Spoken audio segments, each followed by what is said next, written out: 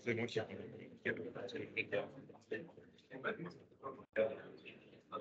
elle va mettre sa caméra.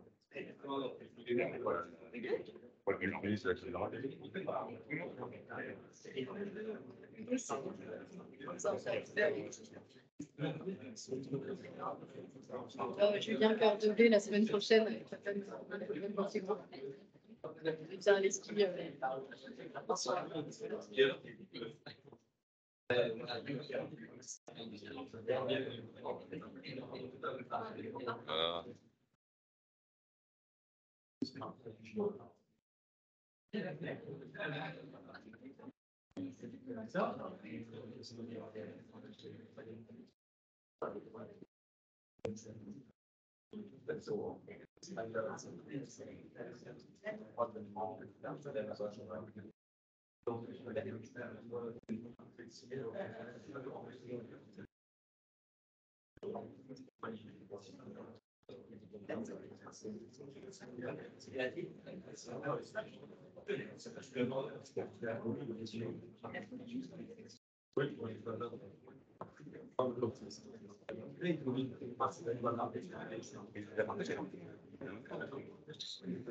Non, je voulais étendre l'écran.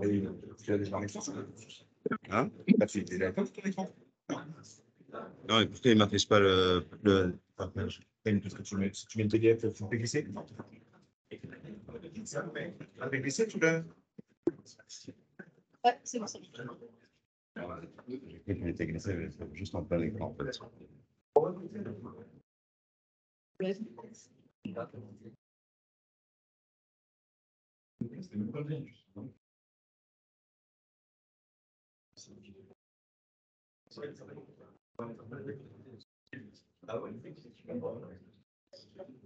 Si tu veux en grand, tu fais CTRL F.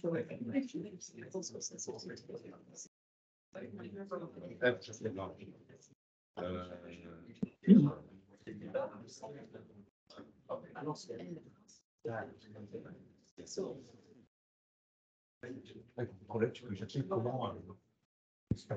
Chercher des mots. Tu peux enlever le petit recherche. C'est bien.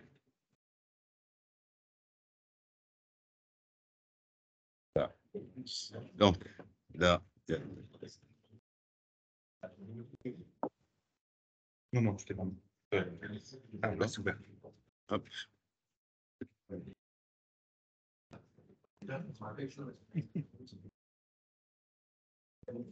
Non, je sais pas. Lance enregistrement. Tu l'as lancé. Tu l'as lancé. Tu as lancé là. C'est lancé. Si tu le dis arrêter, ça arrête l'enregistrement. Ouais, La caméra, elle est où, là, ça dit. là, on va la mettre. Tu vois? On voulait se naviguer.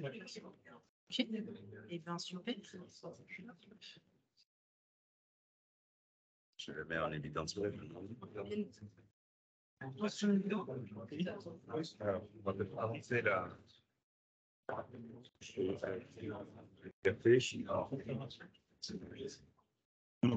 Bonjour, est-ce que tu m'as vu? Bonjour à tous les autres.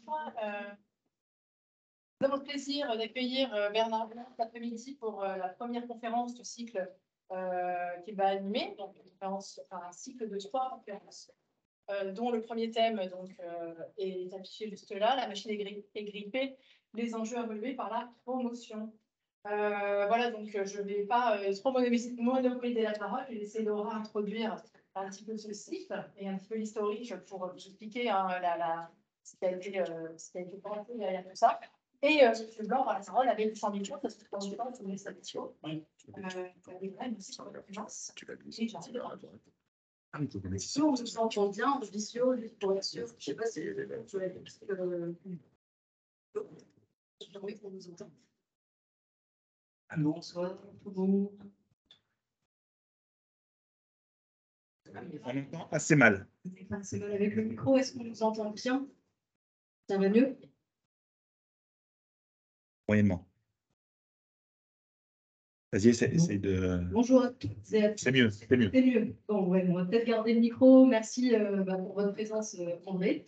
et puis pour votre présence en distanciel. Donc, on est vraiment ravis d'introduire ce cycle de conférences. Donc, je fais une brève introduction qui va durer quelques minutes pour rappeler aussi le contexte dans lequel ce cycle s'inscrit, puisque l'an dernier, on avait déjà eu l'honneur d'accueillir 6 intervenants dans le cadre d'un cycle de conférences dédié à la frugalité. Je rappelle que la frugalité, c'est un terme qui est surtout mobilisé par les architectes, les ingénieurs pour décrire finalement tout un mouvement de faire mieux avec moins, de réemployer, de réhabiliter, de faire mieux en termes de confort, en termes d'appropriation, d'usage de l'espace. Nos intervenants l'an dernier avaient interrogé en fait cette frugalité sous 3 angles différents. La finance, comment on finance cette frugalité, question clé, essentielle avec la venue de Ideal Group et M Capital. Ensuite, comment on met en œuvre cette frugalité dans le logement social. Donc là, on avait entendu Aquitanis et Habitat Humanisme. Et enfin, comment on la conçoit, cette frugalité, avec la venue du bureau d'études 180 degrés ingénierie et les architectes de Dauphin Architecture. Donc, si vous voulez en savoir plus sur ce qui s'est fait l'an dernier, on a des comptes rendus à votre disposition, n'hésitez pas. Jusqu'à présent, ce qu'on a continué d'observer, en fait, à l'ESPI, et puis avec les acteurs de l'architecture et de l'urbanisme, c'est que ce mouvement, il est encore peu rallié par les promoteurs qui considèrent globalement que la frugalité, ça engendre un surcoût, qui considèrent qu'il y a des changements d'habitude de travail très importants à réaliser pour tendre vers cette frugalité, que c'est difficile finalement à mettre en œuvre. Cependant, il y en a quand même certains qui s'y investissent et on va certainement revenir sur ces quelques cas pendant le semestre. Ce qu'on voit, nous, à l'ESPI, c'est que vous êtes vraiment nombreux dans vos métiers à vous interroger sur votre engagement, sur votre rôle du professionnel, sur vos valeurs.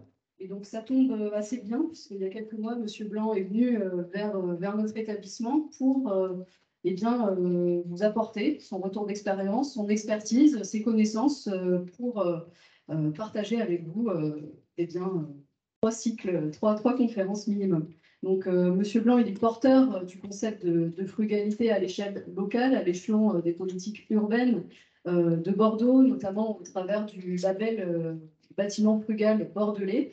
Il vous en dira plus. Et donc, on est très ravis et contents, puisqu'il nous paraît essentiel en tant qu'enseignants et en tant qu'équipe pédagogique de pouvoir nouer des liens, des dialogues entre nos représentants politiques, proches des architectes, des urbanistes, des ingénieurs, et vous, futurs professionnels de l'immobilier et professionnels de l'immobilier plus confirmés, puisque je sais que dans le public en distance, il y a de nombreux promoteurs qui nous suivent aujourd'hui. Donc, je vous remercie d'être tous là parmi nous. Donc, on s'est mis d'accord avec M. Blanc pour qu'il organise ses propos. On va centrer le discours sur la réinvention de la figure du promoteur, confronté à un ensemble de changements qu'on peut qualifier de globaux, changements politiques, climatiques, environnementaux, économiques, mais aussi culturels.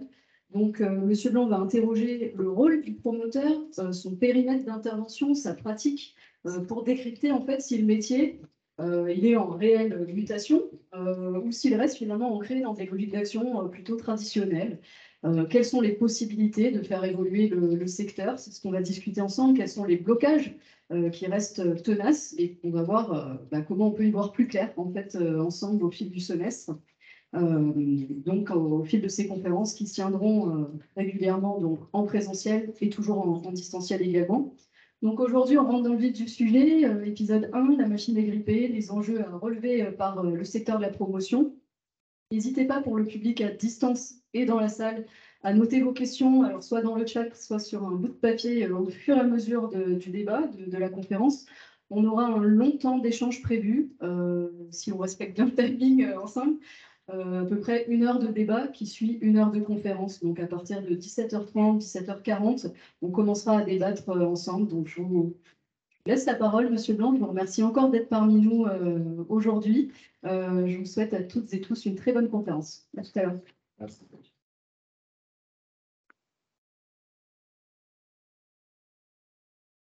Merci pour cette introduction. Bonjour à toutes et à tous. Alors effectivement, on a avec Laura monté 3 modules. Et c'est dans le 3e qu'on abordera ce qu'elle évoquait en dernier dans sa présentation, c'est-à-dire les propositions que moi je peux faire pour que la promotion puisse se réinventer après qu'on ait vu aujourd'hui les raisons de la réinvention du métier.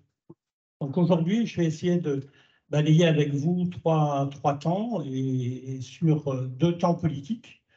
Le premier qui est la séquence Alain Juppé, et puis ensuite il y aura le moment où on énonce, on dit et on écrit partout que la machine est grippée sur la métropole bordelaise. Et puis le deuxième temps qui est la séquence du mandat de Pierre-Emerick. Et on va voir en quoi ça grippe ou ça dégrippe pas la machine. Et on va essayer de, ce que j'ai essayé de vous apporter comme explication, alors très partielle. Hein. Moi, je me positionne d'un point de vue professionnel en tant qu'urbaniste. Mon métier, c'est d'être aménageur, maître d'ouvrage et urbaniste. Mais je vais le faire aussi en tant qu'élu politique d'une majorité Europe Écologie Les Verts, en piste sur Bordeaux depuis les dernières municipales, donc très récemment. En gardant aussi à l'esprit que j'ai démissionné de mes mandats d'adjoint à l'urbanisme sur Bordeaux et de vice-président de stratégie urbaine sur la métropole, et que aujourd'hui, tout à fait volontairement, s'il y a une question, j'y répondrai, et je ne suis plus que conseiller municipal. Mais ça, c'est de mon fait. C'est moi qui ai décidé de ne pas poursuivre plus loin mes mandats politiques au niveau vice-président et adjoint. Donc, ce que je voudrais partager avec vous, c'est, ça fait presque 20 ans que je travaille sur ce territoire-là. Je travaille avec les bailleurs, les promoteurs, avec d'autres associations, avec des bureaux d'études, des architectes, des paysagistes, des urbanistes. Je pense que, en tant qu'opérateur, puisque j'étais en tant qu'aménageur donneur d'ordre pour de nombreux opérateurs, et en même temps, en tant que maître d'ouvrage, je m'insérais moi-même dans les appels d'offres des sites à aménager, etc. Donc j'ai un savoir-faire très technique sur les questions d'aménagement et de maîtrise d'ouvrage, mais en même temps, j'ai petit à petit appris et je suis devenu urbaniste patenté, puisque depuis 30 ans, au final, on apprend à faire de l'urbanisme en étant aménageur et maître d'ouvrage. Donc je vais commencer avec... alors, je vais rester sur un plan... je ne vais pas dire théorique du tout, mais c'est vraiment l'expression de ce que moi je comprends d'une situation sur un territoire donné dans un champ professionnel particulier. Vous pourriez avoir d'autres intervenants qui feraient une autre analyse de la situation. L'avantage que j'ai, c'est que je suis aussi chercheur et donc je sais analyser les situations, je sais en rendre compte. Je sais mettre en place des énoncés valides qui sont, me semble-t-il, assez pertinents. Mais en même temps, je suis très engagé dans la vie citoyenne et dans la vie politique, donc je suis aussi très partiel. J'ai un angle de vue et vous le ressentirez au fur et à mesure que je vais avancer dans les propos. Alors, si à un moment donné, parce qu'effectivement, on s'est donné 50 minutes où je vais parler à peu près seul, mais s'il y a quelque chose qui vous gratte au moment où je parle, vous pouvez m'arrêter sans aucun problème, parce que je sais qu'il y a certains points qui peuvent effectivement engendrer une réaction immédiate, et je pense qu'il faut soigner à chaud quand il y a une réaction. Alors on a dit que c'était dans ce sens. Ouais. Alors on démarre avec les années Juppé. Juppé, il a tenu quand même, il a tenu 25 ans sur Bordeaux, c'est pas rien. Et il a toujours eu cette expression, et tout le monde a cette expression, c'est avec la venue d'Alain Juppé que Bordeaux, la belle endormie, s'est réveillé. Effectivement, moi, je connaissais, j'ai fait une partie de mes études à Bordeaux, je connaissais Bordeaux il y a 40 ans. C'est vrai que la fin de l'ère Chaban, c'était pas très dynamique, et puis la ville était en train de enquister. Et Juppé a apporté un dynamisme extrêmement puissant. Alors, ce que je vais essayer de partager avec vous, dans le fond, c'est qu'est-ce qu'il avait en arrière-plan Juppé quand il a fait ce qu'il a fait sur Bordeaux. Qu'est-ce qu'il le travaille en tant que personne et en tant qu'élu, grand élu, et derrière ça, tout ce qui est derrière lui, c'est-à-dire une pensée politique, une économie de marché, etc. Juppé, son obsession, me semble-t-il, à force de l'avoir entendu, d'avoir travaillé avec lui, d'avoir lu tout ce qu'il a produit, toutes les interviews qu'il a pu donner, son obsession, c'était faire en sorte que Bordeaux regagne de la population. Il était très étonné de se rendre compte que la métropole gagnait la population, le département gagnait de la population, ce qui est toujours le cas aujourd'hui, et Bordeaux en perdait. Or, la ville-centre se devait de retrouver dans son référentiel, je vous expliquerai d'où vient son référentiel, il devait continuer, retrouver une croissance et une dynamique démographique. Et donc, il fallait inverser ces tendances de perte de population de la ville-centre et trouver dans la ville, deuxième challenge pour lui, à rééquilibrer entre la rive droite et la rive gauche. Si vous connaissez Bordeaux depuis moins de 10 ans, vous savez très bien que toute la ville s'est constituée sur la rive gauche et que la rive droite vient juste de démarrer avec les opérations d'aménagement que vous connaissez aujourd'hui. Donc, son objectif à lui est de rééquilibrer les deux rives. Et il va avoir un mot pour ça, vous le verrez dans son projet urbain. Et donc, en 2008, il se donne un grand projet urbain à l'horizon 2030, acquérir pour l'agglomération bordelaise une taille d'agglomération millionnaire. Ça, c'est quelque chose qui a travaillé la droite et la gauche pendant 15 ans, ces 15 dernières années. Et on va voir comment, dans la nouvelle séquence d'aujourd'hui, on fait passer ça à la trappe. Mais jusque-là, on a la croyance que dans la compétition européenne, les grandes agglomérations ont une taille critique. Et 1 million, c'est juste ce qu'il faut pour être repéré par rapport aux grandes métropoles européennes. Il est d'abord un grand projet urbain.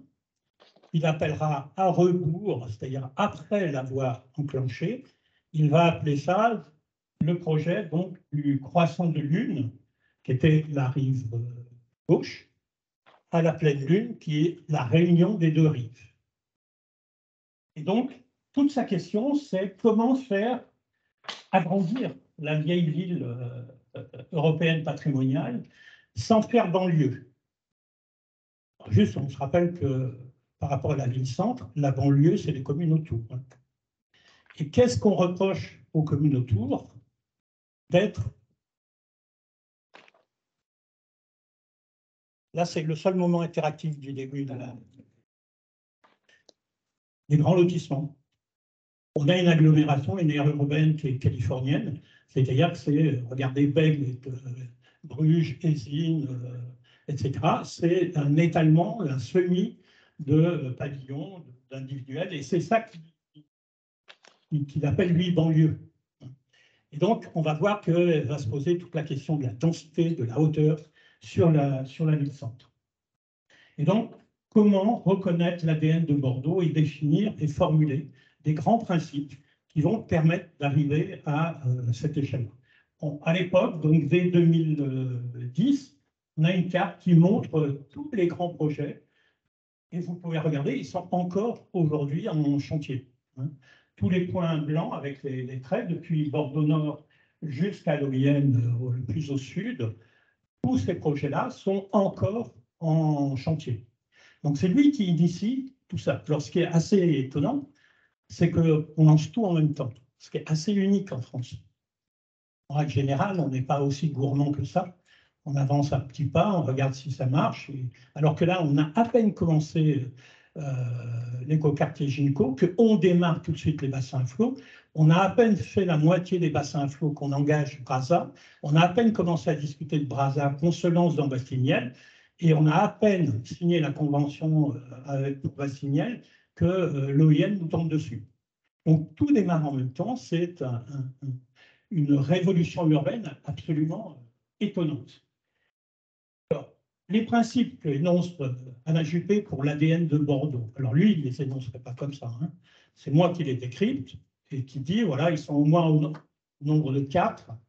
C'est l'adhésion sans faille à ce que, je ne sais pas si vous l'étudiez, l'économiste Olivier Bouba-Olga a développé avec son acronyme CAM pour compétitivité, attractivité, métropolisation et excellence. On applique ça à la lettre. Vous le verrez, c'est d'ailleurs un des slogans, un des marqueurs de l'OIN. Sur le site de l'OIN, à l'ouverture du programme, vous trouviez exactement ces mots.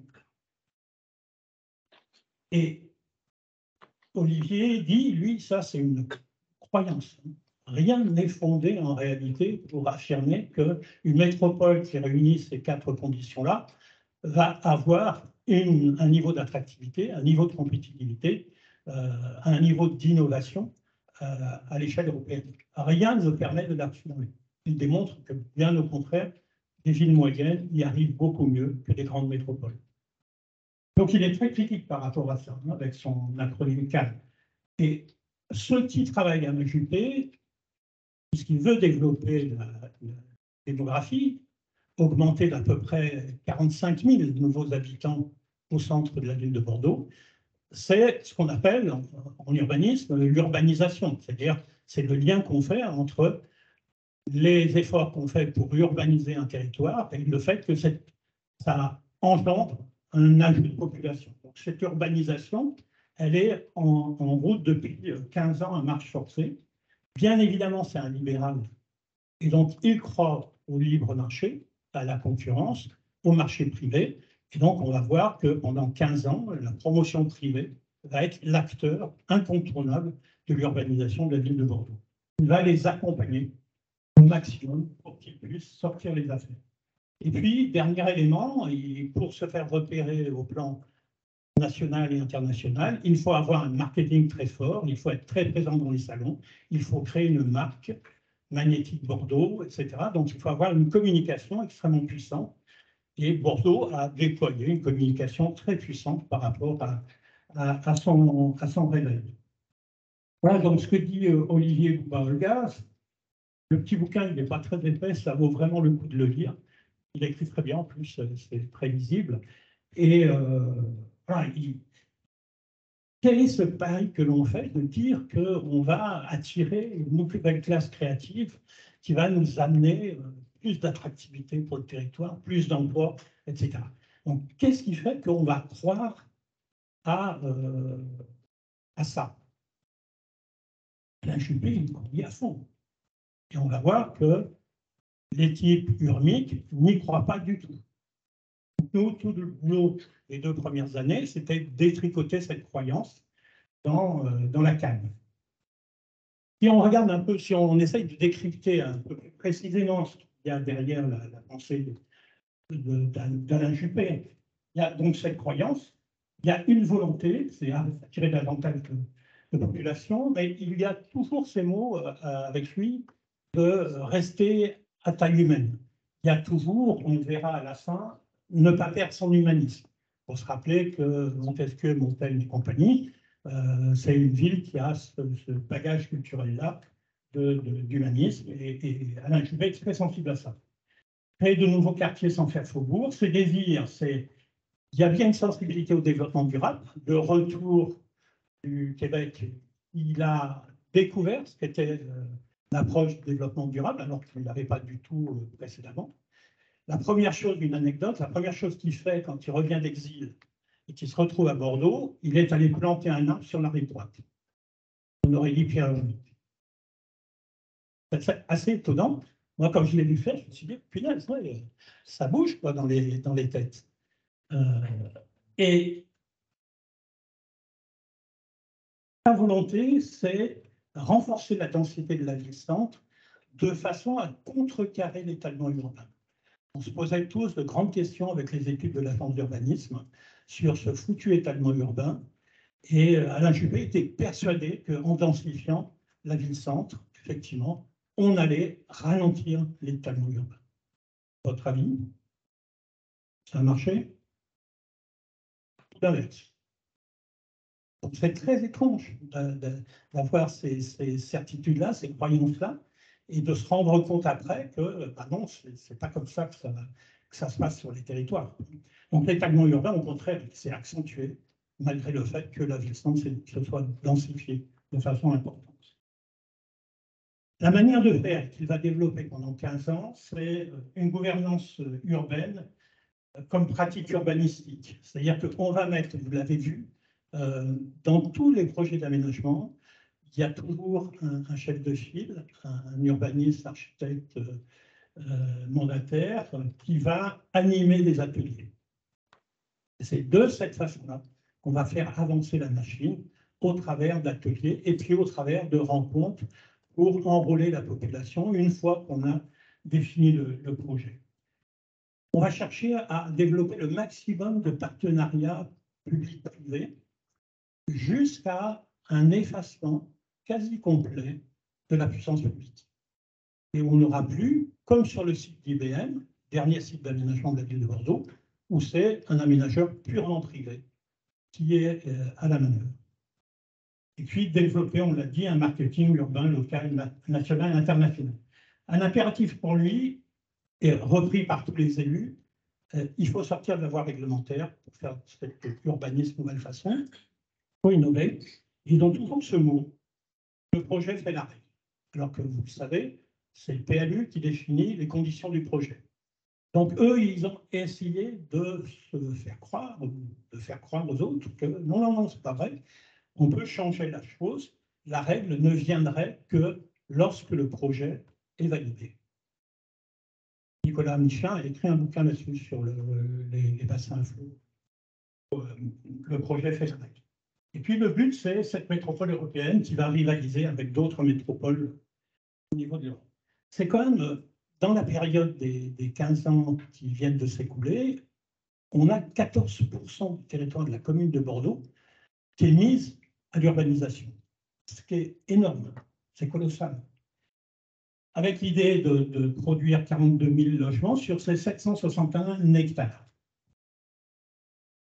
On adopte le récit d'une équipe en compétition pour le Grand Paris, on a écouté ce qui se passait, et on rajoute que les villes sont dans l'ensemble plus économes en ressources par habitant que les nations et qu'elles doivent donc faire partie de la solution dans la lutte pour la durabilité environnementale.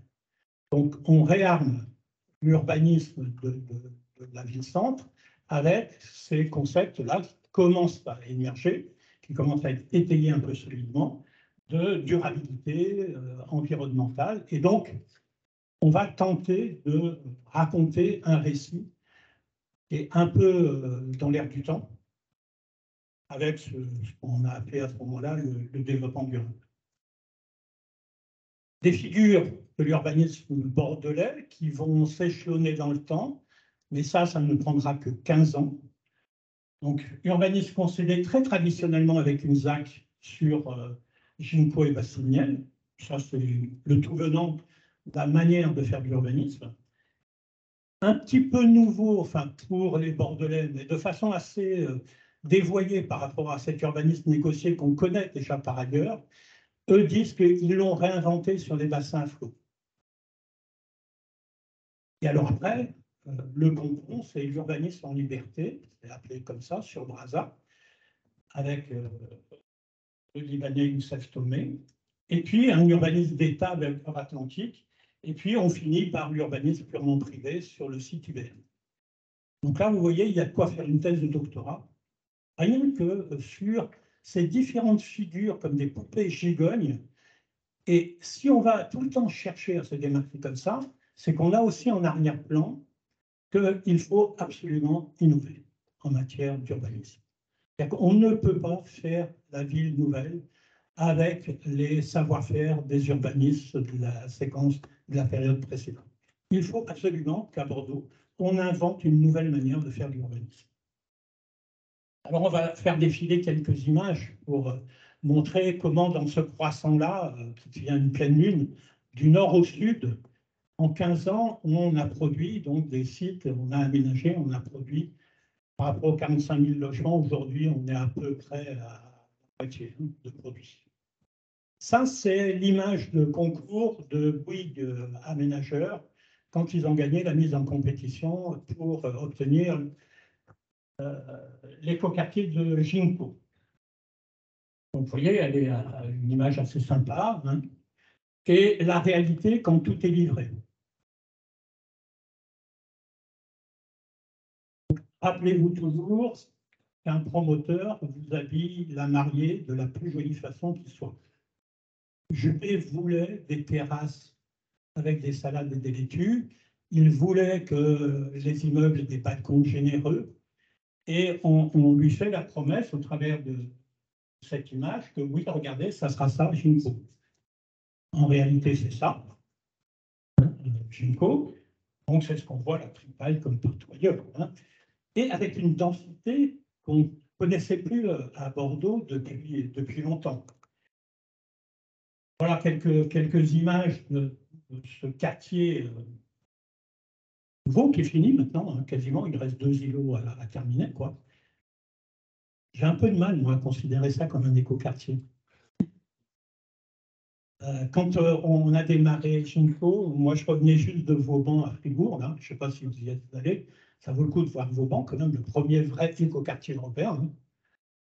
Ça n'a rien à voir avec ça, quoi. Okay, bah tiens, Bordeaux a inventé une nouvelle figure de l'écoquartier. À voir comment ça vit. Les bassins à flot, alors c'est plus une ZAC, c'est un PAE. C'est ce qu'ils vont appeler l'urbanisme négocié. Ça, c'est la situation avant. Donc, un ensemble d'équipements semi-industriels. Et puis, voilà le dessin du plan d'île de Nicolas Michelin au démarrage. Et Alain Juppé, quand il a fait la préface du bouquin de Nicolas Michelin sur l'urbanisme négocié au bassin flot, il a eu cette phrase que moi j'avais repris dans un conseil municipal face à l'attaque de l'opposition en disant « Ouais, Urmic, vous renoncez déjà à peine 6 mois après le début de votre mandat à vos engagements, etc. » Et j'avais repris ça et je leur ai dit « Mais attendez, regardez ce que disait le patron à l'époque, quoi. Il fallait renoncer à acquérir du foncier parce que les promoteurs au bassin à flot avaient déjà tout acheté avec Domo France. Il n'y avait plus rien à acheter. La collectivité ne pouvait plus acheter quasiment de foncier. Il restait quelques emprises appartenant à la métropole. Il fallait renoncer à la gouvernance habituelle en matière d'aménagement parce que c'est trop conventionnel, on voulait inventer autre chose, et il fallait renoncer à un lourd accompagnement budgétaire parce qu'on rentre dans la période où les collectivités n'ont plus d'argent à mettre sur la table. Et donc, elles vont viser dans un premier temps un partenariat public-privé et petit à petit un désengagement public au bénéfice du privé qui fait tout l'apport et tout le portage financier des opérations. Ça, on l'a vu à Bordeaux 15 années, mais on l'a vu partout en France et partout en Europe. Ça, c'est les bassins flots aujourd'hui. Ça ressemble un peu aux images précédentes. L'urbanisme en liberté de Brazza, donc ça c'est le site à l'origine, et la proposition de Michel Deslignes et de Serge Thomé pour faire le projet Brazza. 2 images, ça c'était le document de communication au lancement de l'opération Brazza. Les 2 images de gauche. Tout le monde était bluffé par ça. On arrive à fabriquer ça sur la rive droite, c'est magnifique, quoi. Bon, je ne sais pas si vous allez vous y promener, mais la réalité, c'est pas rien. On a une hyperdensité, une compacité au macrolot qui est assez étonnante. Et moi, j'ai longuement habité là, ici. Je crois que, effectivement, c'est dense. Hein. On était vraiment nombreux là dans c'est le macrolot que j'ai le premier livré sur. Voilà ce que ça donne. Hein. Voilà les rapports entre les logements et les parkings silos. Et puis le dernier gros machin qui vient d'être inauguré là avec l'UCPA. Ce qui est intéressant. Mais voilà, ça c'est un nouvel élément marqueur des hyperlieux.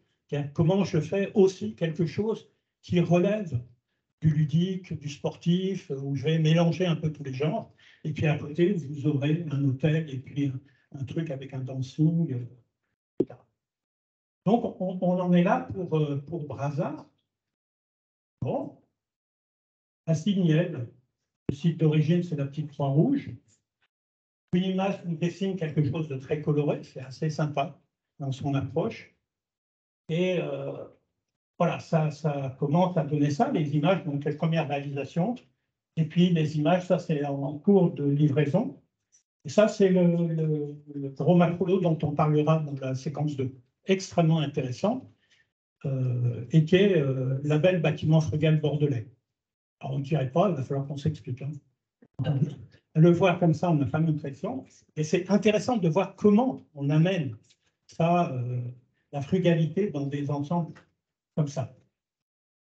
Michel Larucharlu, qui était la grande patronne de l'urbanisme, me dit à un moment donné, ce qu'ils avaient en tête, c'est que ça devienne un deuxième classement UNESCO pour la ville de Bordeaux. Ils voulaient fabriquer quelque chose de totalement atypique, et c'est vrai que l'écriture de Minimas est extrêmement dessinée, très atypique, et je pense que si on fait tout un quartier comme ça, on va avoir quelque chose d'assez exceptionnel.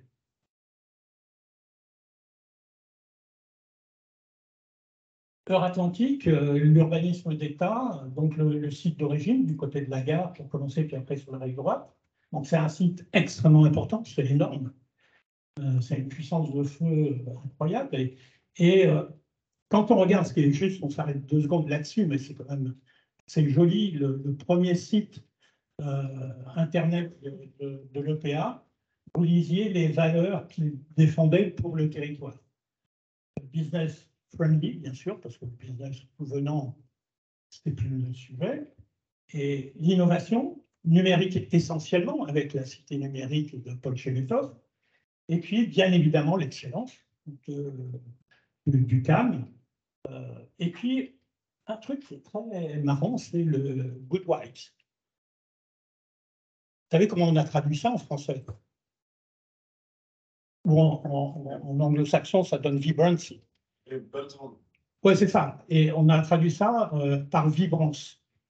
C'est-à-dire qu'il faut fabriquer des bonnes ondes du territoire, il faut que le territoire vibre, et vous verrez qu'il y a un fonds d'investissement qui a ça aussi dans son ADN, de faire vibrer le territoire. Ça, c'est une donnée essentielle de la nouvelle façon de faire de l'urbanisme depuis à peine 6-7 ans.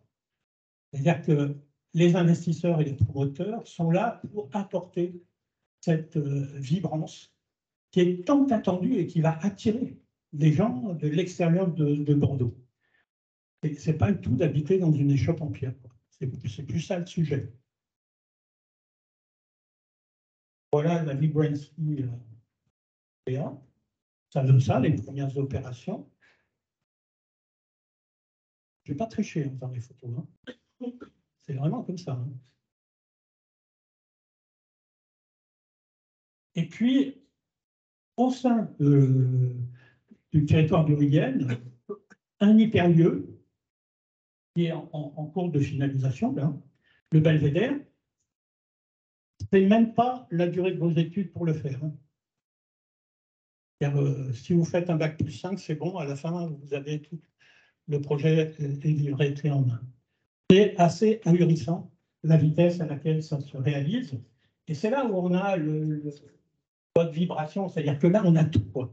On a la belle villoise, on a toute l'offre pour les nouveaux urbains. C'est quand même plus d'1 millier de logements. Et dans la plaquette commerciale, on n'hésite pas à dire que ce lieu est là pour façonner des nouvelles façons d'être urbain. Donc vous qui allez rejoindre les promoteurs, vous allez 2 fois porter ça. Comment?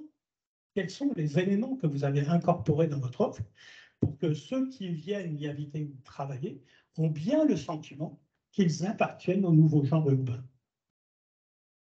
Bon, on pourra faire un devoir sur planche, là. Si vous avez des idées, mais ça, discutez-en avec les promoteurs pour ceux qui sont chez les promoteurs. Il faut qu'ils arrivent à apporter des réponses à cet enjeu aujourd'hui. Moi, c'est un défi qu'ils se donnent eux-mêmes. Nous, élus, on n'attend pas ça. Hein. Voilà. Il fait une pause. Ah, non, pas. On est bon. Ah, pardon. On n'avait jamais vu à Bordeaux un morceau de ville entier fait par un fonds d'investissement. c'est ce qui s'est appelé deuxième mouture Canopia. Avant, c'était la rue bordelaise. Et le fonds d'investissement, Axis, son métier, c'est ça, sublimer la ville en développant des lieux uniques qui rendent la vie de tous plus belle. Vous voyez que la communication est extrêmement importante, surtout vis-à-vis des élus. Juppé, il y croyait, et Pierre Romic, il avait envie d'arrêter le truc. Hein. Donc, comment arrêter la vie plus belle à venir? C'est juste pas possible. On ne peut que vouloir la vie plus belle. Et ce qui est incroyable, moi me semble-t-il, pour des urbanistes, c'est la vitesse à laquelle ça s'est fait. Il y a un jeune doctorant qui a fait sa thèse et qui a appelé ça la ville citron. Sa thèse, c'était sur urbanisme et vitesse. C'est extrêmement intéressant. Il l'a fait sur les bassins fleuves. Et donc, on est dans une séquence assez inouïe sur Bordeaux, d'une vitesse incroyable. Alors, je vais maintenant rapidement aborder 5 points qui me semblent extrêmement négatifs, mais qui sont générés par cette urbanisation, et que nous, on va analyser comme des points négatifs, dont on va avoir débat en conseil municipal avec notre opposition, en démontrant ce que nous estimons devoir surmonter pour continuer le développement de Bordeaux. Le premier facteur qui nous semble extrêmement négatif, c'est le fait que tout a été fait en béton coulé sur place. Or, vous le savez maintenant, le béton, c'est un boulet climatique absolument incroyable. Et donc, on ne peut plus continuer comme ça. Donc, il va falloir trouver à remplacer ce matériau pour, si on voulait encore continuer à produire autant de mètres carrés sur la ville et sur la métropole. Alors, vous êtes tous au courant que les fabricants de béton sont en train de nous expliquer qu'ils ont un béton vert, décarboné, etc. En l'état des recherches, rien n'est avéré et nous n'avons toujours pas réellement de béton décarboné. Même si nous avions un béton décarboné, il faut toujours du sable et de l'eau, en plus du granulat. Or, vous le savez, le sable disparaît de la planète. Vous savez, l'eau devient de plus en plus rare. Et donc, on va avoir, si on continuait, même avec un granulat qui serait décarboné réellement, on va avoir un problème de matière première. Si on continue de autant construire en France et dans le reste du monde. Pendant ce temps, les Chinois, ils font 100 fois plus de mètres carrés que nous, 1000 fois plus. Donc, ils utilisent 1000 fois plus de béton que nous. Donc, on n'est pas les seuls. Hein. Donc, c'est 30% de gaz à effet de serre, quand même, cette affaire-là. Et donc, on va rajouter là-dessus un ensemble de matériaux que je remets là, qui, eux, ne disparaîtront jamais de la surface de la planète, une fois qu'on les aura mis en déchets. C'est-à-dire qu'il faut un temps géologique pour qu'ils retournent à un état dit de nature. Donc, on est en train de vivre les dernières années de quelque chose qui est assez ahurissant. Le deuxième facteur négatif, c'est que si ça a été aussi vite à Bordeaux, dans la production, c'est parce qu'on a fait tourner la machine à défiscaliser au maximum. On a fait le maximum de T2 pour pouvoir les vendre les plus vite possible. Le président de la FPI à l'époque disait c'est incroyable les bassins à flot, on n'a jamais vendu aussi vite. 80% défiscalisés. La Cour des comptes dit dans ses rapports qu'ils établissent une fois tous les 5 ans, il dit à un moment donné, il va bien falloir s'arrêter avec ce produit-là parce que ça devient problématique. Et il parle même pour les promoteurs d'accoutumance. Donc c'est une drogue. C'est tellement facile. Et donc la Cour des comptes dit ça à la fin. Hein. Phénomène d'accoutumance, voire d'addiction des acteurs à ces aides fiscales. Alors, juste une parenthèse, l'homme de gauche indécrottable, Comment se fait-il que le marché libre ait besoin d'aide de l'État pour pouvoir prospérer? Pour moi, ça reste un mystère. Donc, il n'est pas libre, il est régulé. Disons-le, on est dans un marché keynésien. Ce n'est pas beau et ça a très bien fonctionné, les marchés keynésiens. On y est, ça fonctionne encore plus mal. Mais ne parlons pas de marché libre. On est sur un marché immobilier qui est soutenu et encadré par l'État et par les financements publics. Autrement, il n'aurait pas le développement qu'il a. Et ce n'est pas une honte. On est bien d'accord. Hein. Troisième problématique et effet négatif de cette urbanisation, c'est que les prix de vente n'ont pas cessé d'augmenter. C'est-à-dire que les Bordelais qui viennent s'installer sur Bordeaux et qui ont un emploi n'ont pas les capacités financières à acheter les produits mis sur le marché. Et un T2 maximum, ils peuvent s'acheter 40 mètres carrés pour un peu plus de 200 000 euros. Il ne fait pas quand vous êtes un jeune ménage. Et donc, on voit que tous les CSP intermédiaires, qui représentent que 80% des nouveaux entrants sur la ville de Bordeaux, ne trouvent pas à se loger. D'où l'explication d'étalement urbain. Ils vont acheter un pavillon Phoenix très loin. Voilà, c'est 230 000 le budget moyen pour l'acquisition d'un bien, soit sur Bordeaux, un T2 de 44 mètres carrés, pas plus. On dit c'est le premier T2, on fait la plot, après on revend et puis on en achète un. Mais entre-temps, les prix ont continué. Voilà, ça reste quand même un peu compliqué. Je passe un peu vite là-dessus. Et puis, dernier élément qui me pose problème, il nous pose problème, c'est que la qualité d'usage s'est perdue au fil du temps. Il y a plein de publications et de travaux de chercheurs, Monique Élève, Jacques Lucan, et jusqu'à la commande de l'État très récente sur un référentiel qualité, et où ceux qui ont signé ce rapport disent qu'il faut retrouver 10 mètres carrés supplémentaires par type. C'est ce qu'on a perdu en 50 ans. Et juste un exemple de cellule logement type. On ne va pas en définir les caractéristiques, mais vous les reconnaissez facilement. Hein. Il n'y a plus de distribution, il n'y a plus de séparation entre les toilettes et la salle d'eau. La cuisine est dans la pièce à vivre, etc. Donc ça, c'est quelque chose qu'il y a 60 ans, on ne connaissait pas. Personne n'achetait un produit comme ça. Aujourd'hui, voilà, c'est le produit de base sur le marché. Donc voilà un peu les facteurs négatifs qui, moi, me semblent expliquer pourquoi, à un moment donné, la machine se grille. Donc elle se grille pour deux raisons majeures. C'est un, parce qu'elle a beaucoup tourné, et vous savez que les moteurs à explosion, plus on les fait tourner, plus on les fait aller vite, plus ils fatiguent, et qu'à un moment donné, ils peuvent tomber en panne. Et puis le deuxième, c'est les 5 facteurs négatifs que je relevais. À un moment donné, les élus disent on ne peut plus se satisfaire parce que la population ne trouve plus son compte dans cette urbanisation. Et donc, depuis 2019, on dit que la machine se grille. Donc, on n'a pas attendu la nouvelle équipe écolo des municipales 2020. Depuis 2019, les ventes sont en chute libre, les permis de construire sont en chute libre, et ça s'est encore accentué tout à fait récemment. Et dans le PLH métropolitain, les 7500 logements qui sont inscrits depuis 10 ans ne sont jamais atteints.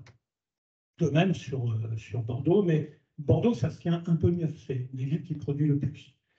Et donc, le président de la FPI, Alain Ferras, à l'époque, il disait on manque de produits. Chaque fois, il venait de finir les bassins à flot. D'un seul coup, où est Brazza, où est Bastinienne, où est Louisienne, on n'a plus rien.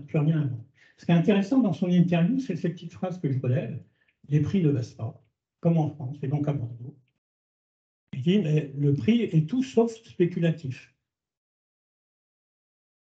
Alors, il nous explique un peu mieux ça. Les élus doivent prendre fait et cause pour la densité, à n'ajouter aucun problème. Les autres, sur la communauté urbaine, pas d'accord. Sud-Ouest pose la question de, pourtant, ce sont les investisseurs qui achètent.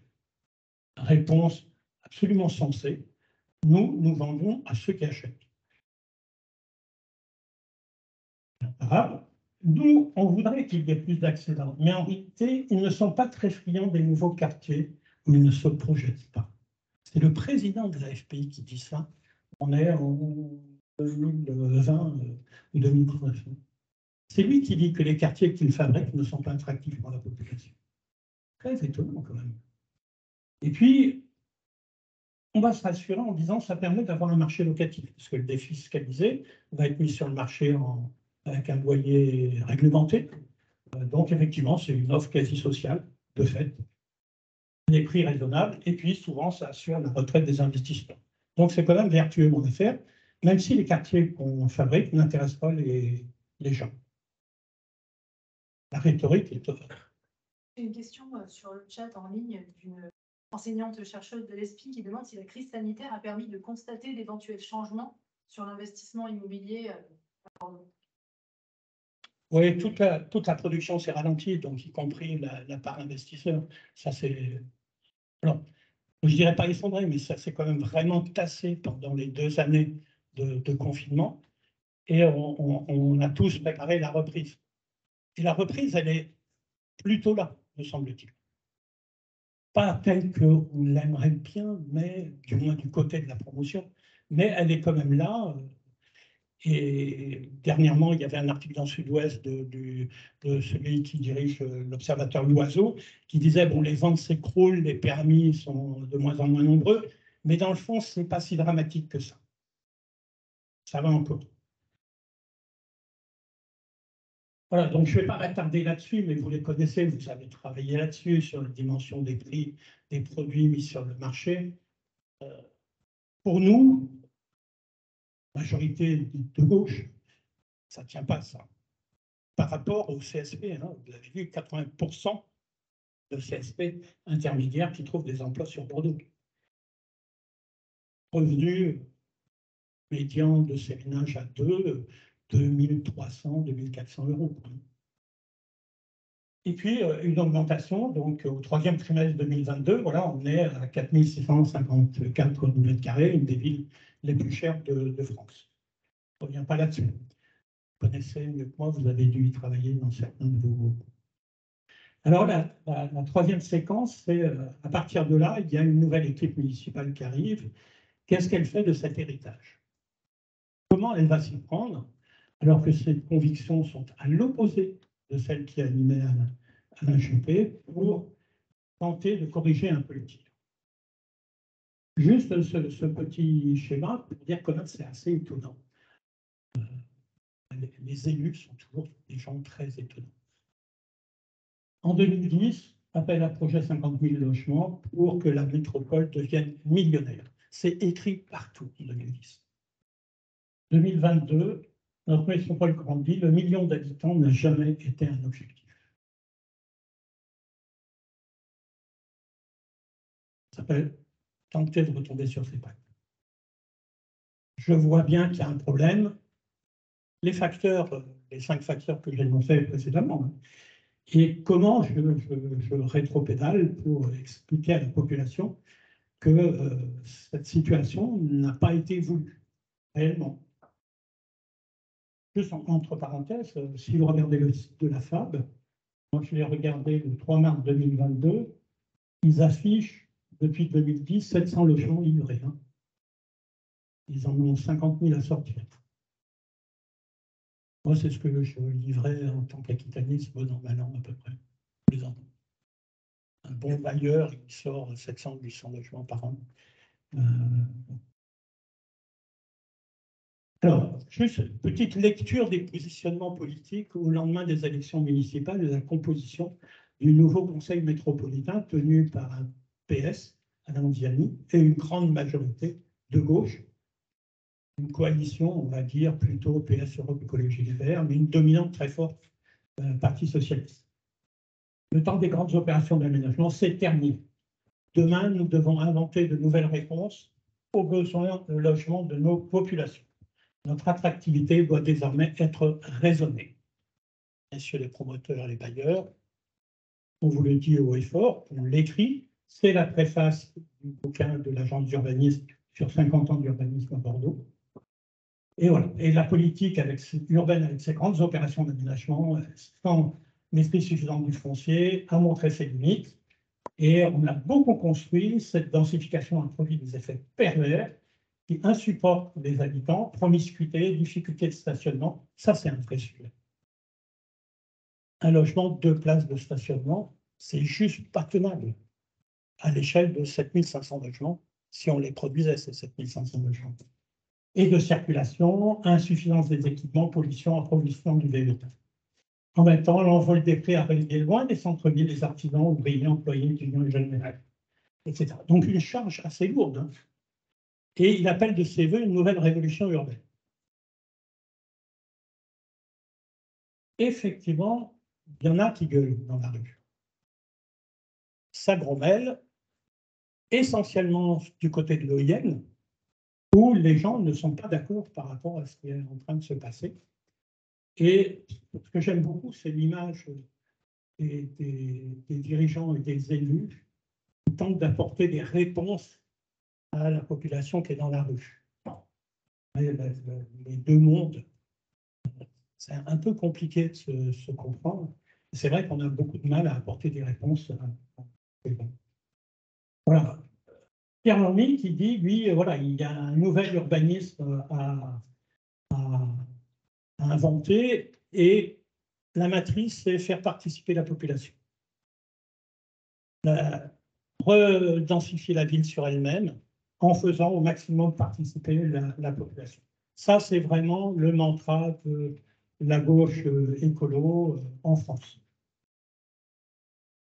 Christine Bost, dans une interview journal en ligne, dit voilà, comment ça se passe avec les promoteurs. Je vous le laisse lire. Et dans ce petit papier, tout est là dans la relation entre un élu et le monde de la promotion. Quand vous lisez ça, vous vous dites, bah, c'est pas gagné. Que tous les élus de la métropole, ils sont sur cette posture, quasiment.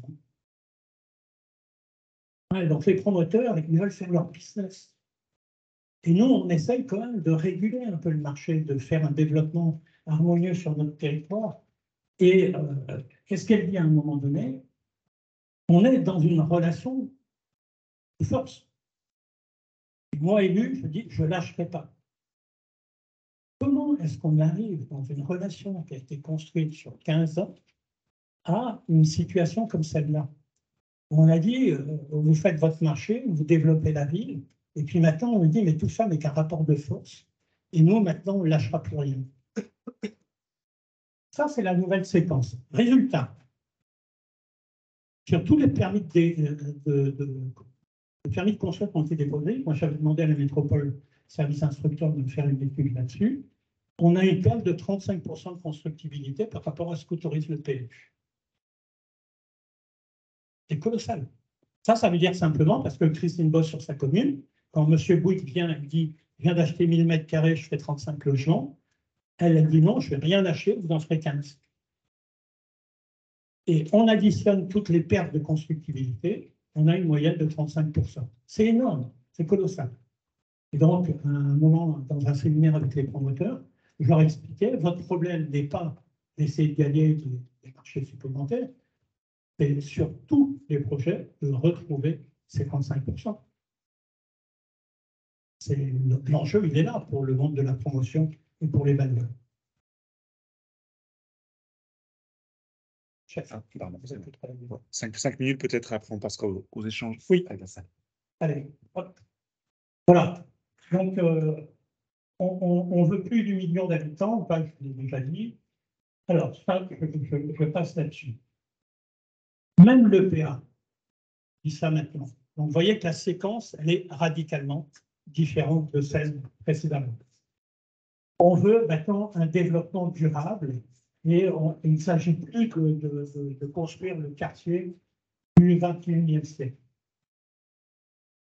Quelle raison?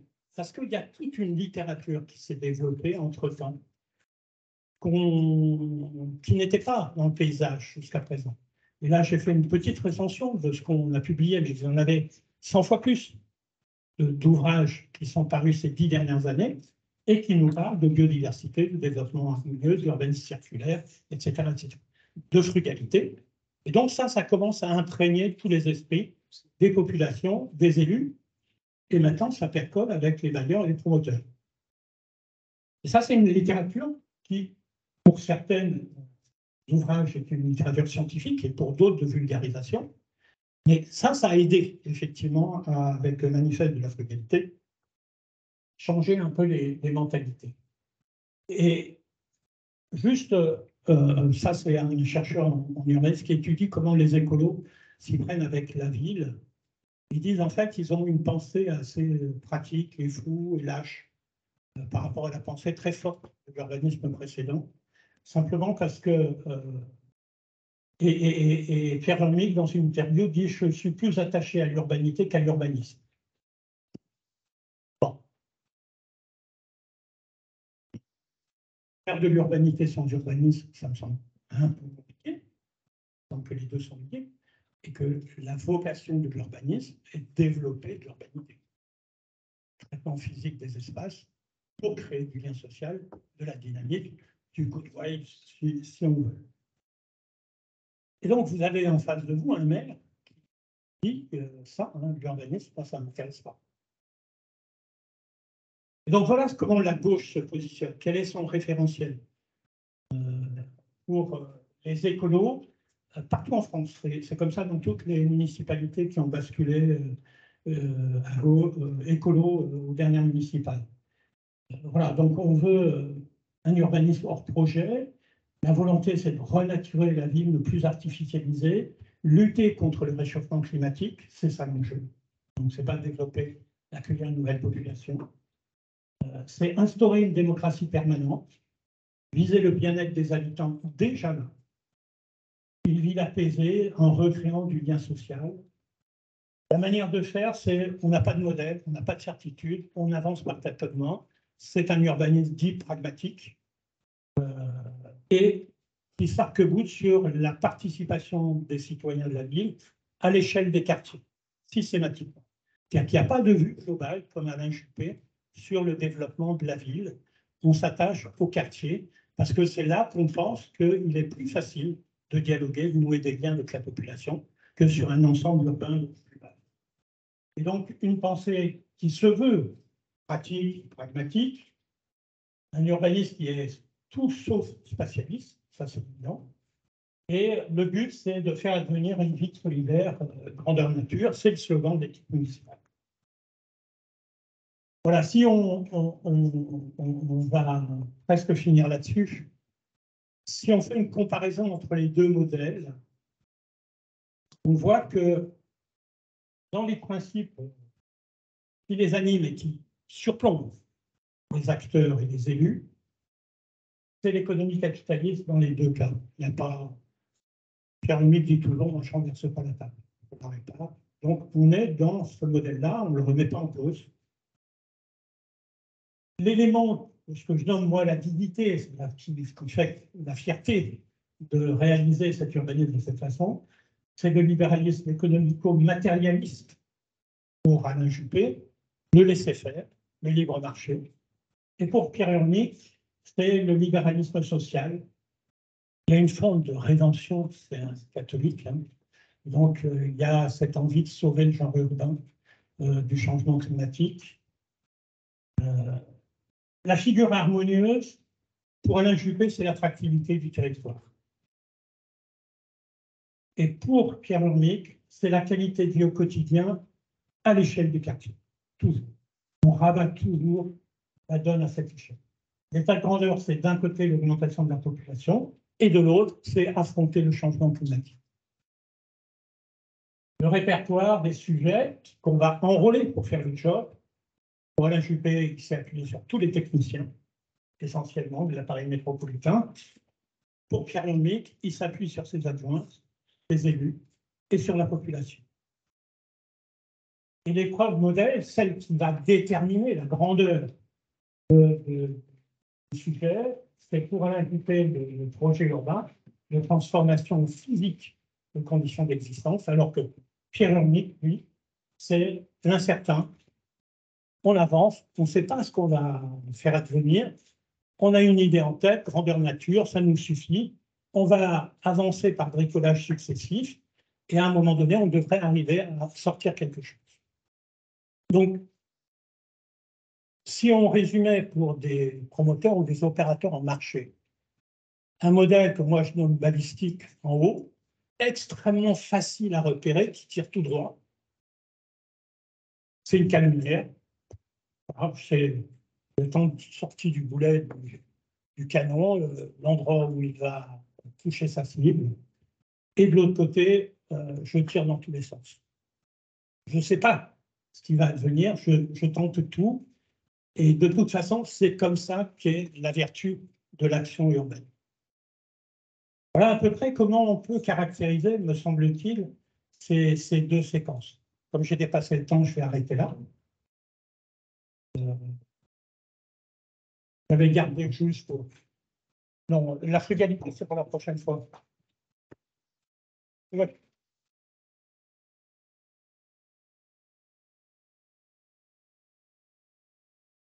Merci beaucoup. En 1 heure, déjà beaucoup d'informations en termes historiques, plein de données sur plein de sujets, donc vraiment riche partage. Ce qui est intéressant sur la fin, là, et je pense que ça va enclencher des débats, c'est la question de comment on rend visible ou pas une action. Il y a les mêmes pensées chez les architectes qui aujourd'hui se disent on n'a plus envie de construire en fait. Et comment on fait quand on est architecte et qu'on ne construit plus? Donc là, on est urbaniste et on n'urbanise plus, globalement. Donc c'est la place de la nature qui devient la nouvelle CAM. C'est nous ce qu'on regarde avec les chercheurs en ce moment, parce que le mot renaturation, végétalisation, désinternalisation, c'est beaucoup le référentiel justement d'un politique. Donc voilà, plein de perspectives à investiguer. Est-ce qu'il y a peut-être questions dans le chat, dans la salle? Qu'est-ce qu'on fait en premier? Alors, on va commencer. Il y avait une question dans le chat. Vous parlez de la perte de constructivité. En fait, je vais poser la question dans le chat. Vous parlez de la perte de constructibilité. Et quelqu'un dans le chat demande à qui doit-on attribuer la perte de constructibilité des communes? La volonté des élus. Vous l'avez vu dans l'interview que je remettais mondiale de Christine Boss. Elle est quand même vice-présidente à la métropole. Et d'ailleurs, je me suis rendu compte qu'elle avait repris le titre de ma vice-présidente. Avant, elle était vice-présidente à l'aménagement, au site d'aménagement. Puis là, elle est devenue vice-présidente aux stratégies urbaines. Simplement parce qu'ils ont demandé un temps, un intermède d'une année pour repenser un projet métropolitain. Donc, ce sont les élus qui freinent, qui n'ont pas envie. Regardez la façon dont ils ont mené la campagne municipale, chacun sur son territoire. Ils n'ont absolument pas parlé de construire des logements pour des populations. Ils ont tous parlé de planter des arbres. Tous. Il n'y en a pas un qui a fait exception. Moi, je me rappelle, à la fin de ma période professionnelle aquitanienne, quand j'ai fait le tour des maires pour voir s'il y avait encore des projets possibles, quoi. Et ils me disaient, non, Bernard, tu sais, on a construit, maintenant il faut qu'on plante. Donc, il faut renaturer. C'est ce qu'attendent nos habitants. Donc, la perte de constructibilité, c'est à un moment donné, c'est quand même la collectivité qui signe un permis. C'est elle qui décide que si le PLU a accordé cette constructibilité sur cette parcelle-là, eh bien, moi, je décide que c'est trop dense. Je vais demander, vous l'avez vu dans son interview, elle ne lâchera pas dans son rapport de force avec un opérateur, notamment elle signe un moment dans une opération d'hypercentre d'Housing et Bouygues Immobilier, et non, je ne lâcherai pas. Vous ne ferez pas les 100% de constructibilité qui est prévu au PLU. Ce que je trouve assez étonnant, c'est que moi j'ai toujours milité pour qu'on retrouve les 100% de constructibilité du PLU, simplement parce que quand vous voyez la façon dont il a été fabriqué sur la métropole bordelaise, c'est de la frappe chirurgicale, ce machin. C'est-à-dire qu'on a une analyse à la parcelle d'une précision et que c'est extrêmement renseigné. Moi, j'étais en tant que vice-président en charge de la 11e révision. J'ai vu comment les équipes travaillaient, comment on investiguait le territoire pour définir les constructibilités. Ça prend 3 ans pour faire le job. Tous les élus sont mouillés. On fait valider toutes les options au fur et à mesure qu'on avance. Donc, moi, je considère que quand on a passé 3 ans à ausculter son territoire et qu'on a défini les constructibilités, on les applique. On ne revient pas dessus. Autrement, on ne fait pas bosser les fonctionnaires pendant 3 ans avec, regardez, vous l'avez regardé un peu de près, le PLU, c'est ahurissant de précision. vous avez des collectivités, le PLU, c'est 5 objectifs, hein, point barre.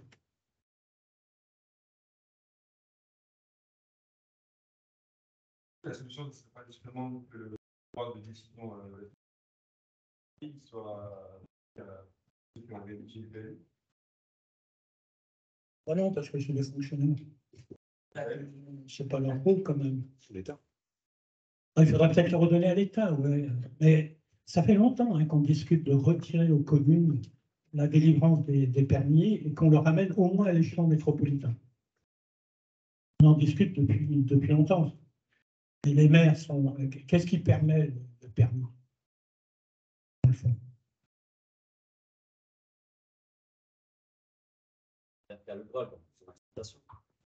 Ouais, mais ça lui permet de quoi? Qu'est-ce qu'il joue sur sa commune avec ça?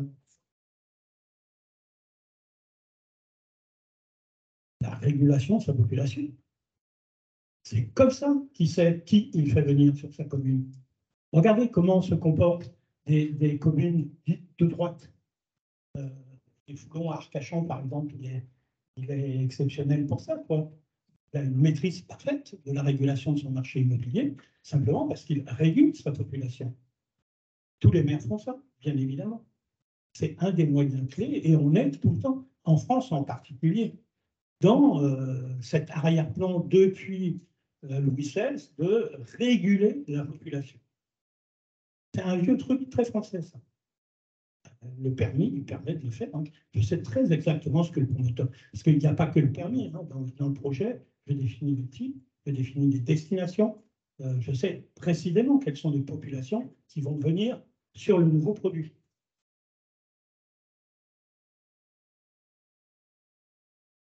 Moi, en tant qu'élu, je ne la ferai pas. Hein.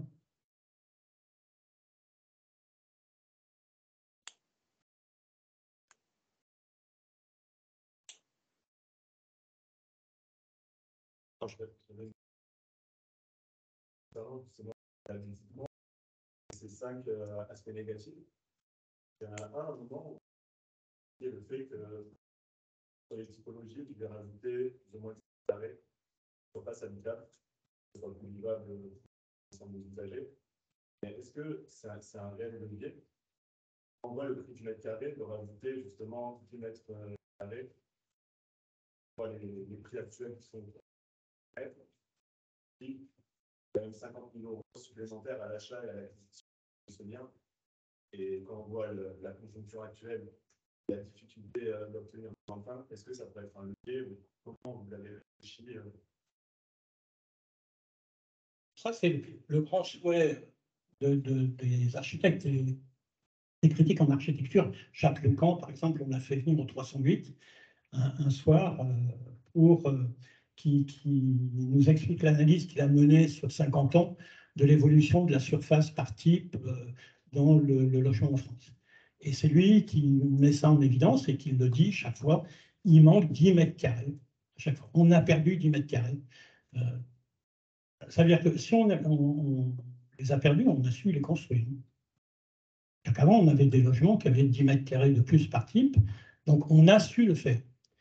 Après, c'est toute la question du modèle économique qui est en œuvre et au final, dans le bilan, de la marge. On a connu une période pour les opérateurs avec une marge hyper confortable. D'ailleurs, le président de la FPI à l'époque disait c'est la fête. Et puis le nouveau président, au lendemain des élections municipales, dit la fête est finie. Bon. Donc ça a été la fête quand même, à un moment donné. Et vous voyez bien vous-même que si vous faites un stage chez un promoteur, ça va. Vous n'êtes pas dans le monde des plus démunis. Ils ont des moyens, ils sont adossés à des fonds d'investissement, ils ont des capacités de mobiliser des emprunts, y compris les bailleurs sociaux qui sont assez phénoménaux en France. Un bailleur social, il met sur le marché de type Gironde Habitat, Italiès, Domo France, entre 120 et 150 millions par an pour construire de nouvelles opérations.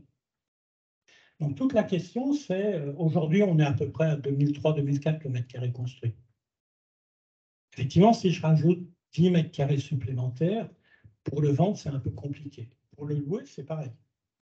C'est-à-dire que dans les barèmes HLM, vous avez un type et vous avez une surface donnée. Si vous faites plus grand, effectivement, le loyer sera un peu plus élevé. C'est logique. Donc, la seule réponse qu'on puisse trouver, que moi j'ai trouvé, il y a 15 ans de ça, c'est de baisser le coût de construction. C'est la seule façon. Si votre mètre carré, il vous coûte 1 000 € de moins, vous pouvez rajouter des mètres carrés. Il y a 15 ans, moi j'ai fait avec Anne Lacaton, Jean-Philippe Lassalle, à Saint-Nazaire, des T4 de 150 mètres carrés pour le montant de loyer d'un T4 normal. Simplement, on avait un système constructif hyper industrialisé qui fait qu'on avait un mètre carré construit nettement inférieur de ce qu'on avait habituellement. C'est vrai que quand vous commencez à déshabiller un peu les choses, regardez la fin de la séquence d'Alain Juppé, il voulait de la pierre agrafée. C'est un surcoût. D'un seul coup, vous mettez 100 € de plus au mètre carré construit, sans aucun problème. Donc, comment se fait-il et moi, j'ai l'habitude de prendre comme image, parce que le problème du monde de l'immobilier, c'est que on parle d'une industrie immobilière, mais ce n'en est pas une du tout. Elle ne fonctionne pas comme. Il y a une industrie de la construction, il n'y a pas une industrie de la promotion immobilière. Or, elle a tendance à vouloir fonctionner sur un modèle industriel, mais qui n'est pas abouti. Le seul modèle industriel qui est totalement abouti et sur lequel on a des effets de baisse de coûts de construction à l'unité, et donc au final d'augmentation de la marge pour le fabricant, c'est la voiture. Là, on observe depuis la Seconde Guerre mondiale, effectivement, des gains de productivité, des baisses tendancielles fortes du coût unitaire de production. Ce qui nous a permis de faire toutes les options. Et on se rend compte que, en le fond, on a démontré qu'avec un outil industriel très performant, je pouvais faire baisser le coût unitaire de production, mais comme je vends à des gens extrêmement friands et que j'ai un marketing extrêmement élaboré, ils veulent acheter toutes les options. Et nous, on met sur le marché, aujourd'hui, que ce soit un promoteur privé ou un bailleur social, des Mercedes classe S avec toutes les options. Est-ce qu'on a besoin de ça? Les logements, moi j'ai fait avec Anne et Jean-Philippe, il n'y a pas 1 kilo de peinture, il n'y a pas 1 mètre carré de sol souple, il n'y a rien, on fait l'économie de tout. L'Opus Solus au Grand Parc, si vous allez visiter, vous allez voir qu'il n'y a aucun embellissement. On rogne sur tout, y compris à la fin sur un projet avec Philippe Madec sur la rive droite, où il n'y a même plus d'installation de chauffage. On va tout déshabiller. Parce qu'ici, je n'ai pas besoin de me chauffer à Bordeaux. Surtout quand j'ai une enveloppe qui est BBC, quoi. Ça sert à rien. Et donc, comment je fais descendre le prix du mètre carré? Regardez, si ça vous intéresse, regardez sur le site de Anne et Jean-Philippe, c'est les champions du mètre carré construit pas cher. C'est-à-dire que quand moi, je les ai fait travailler sur mon siège social, où on demandait, je ne sais pas, 3000 mètres carrés de bureau, quoi. Le même prix, ils m'ont développé 6000. Comment ils font?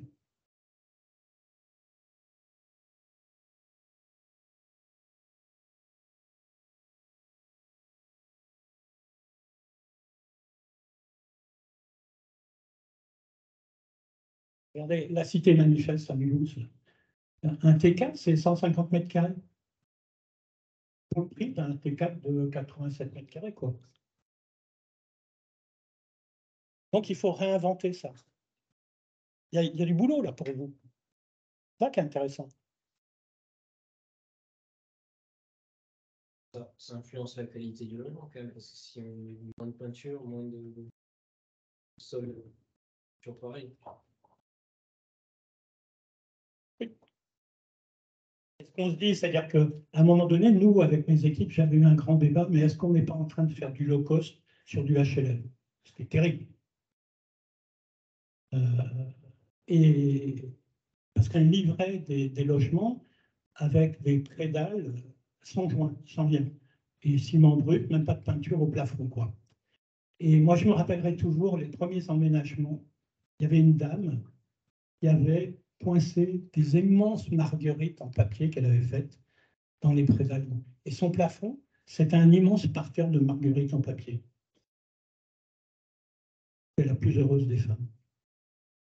On a une autre qui, quand on a visité, des gens s'installent, moi j'allais toujours les voir après l'installation. Et elle avait un séjour qui faisait dans les 80 mètres carrés, sans peinture, sans rien. Mais dit quand même, monsieur Blanc, vous abusez, parce que regardez, au-dessus de l'évier, vous auriez pu mettre.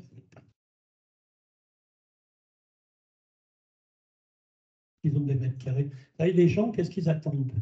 De l'espace et de la lumière. C'est ça les caractéristiques essentielles de toutes les analyses sociologiques qu'on a sur qu'est-ce qu'on attend d'un bon logement. Avoir de l'espace et avoir de la lumière. Et après, qu'il soit situé selon les envies, mes désirs. Oui. Ce cas-là, c'est plus de la BFA, parce que c'est pas achevé. Au niveau du logement brut, il faut. Ah, mais il est totalement, ouais, mais il est totalement chaud. Ok, d'accord. Et si moi, le promoteur, demain, je fais ça dans des communes, il y a des communes qui vont le refuser.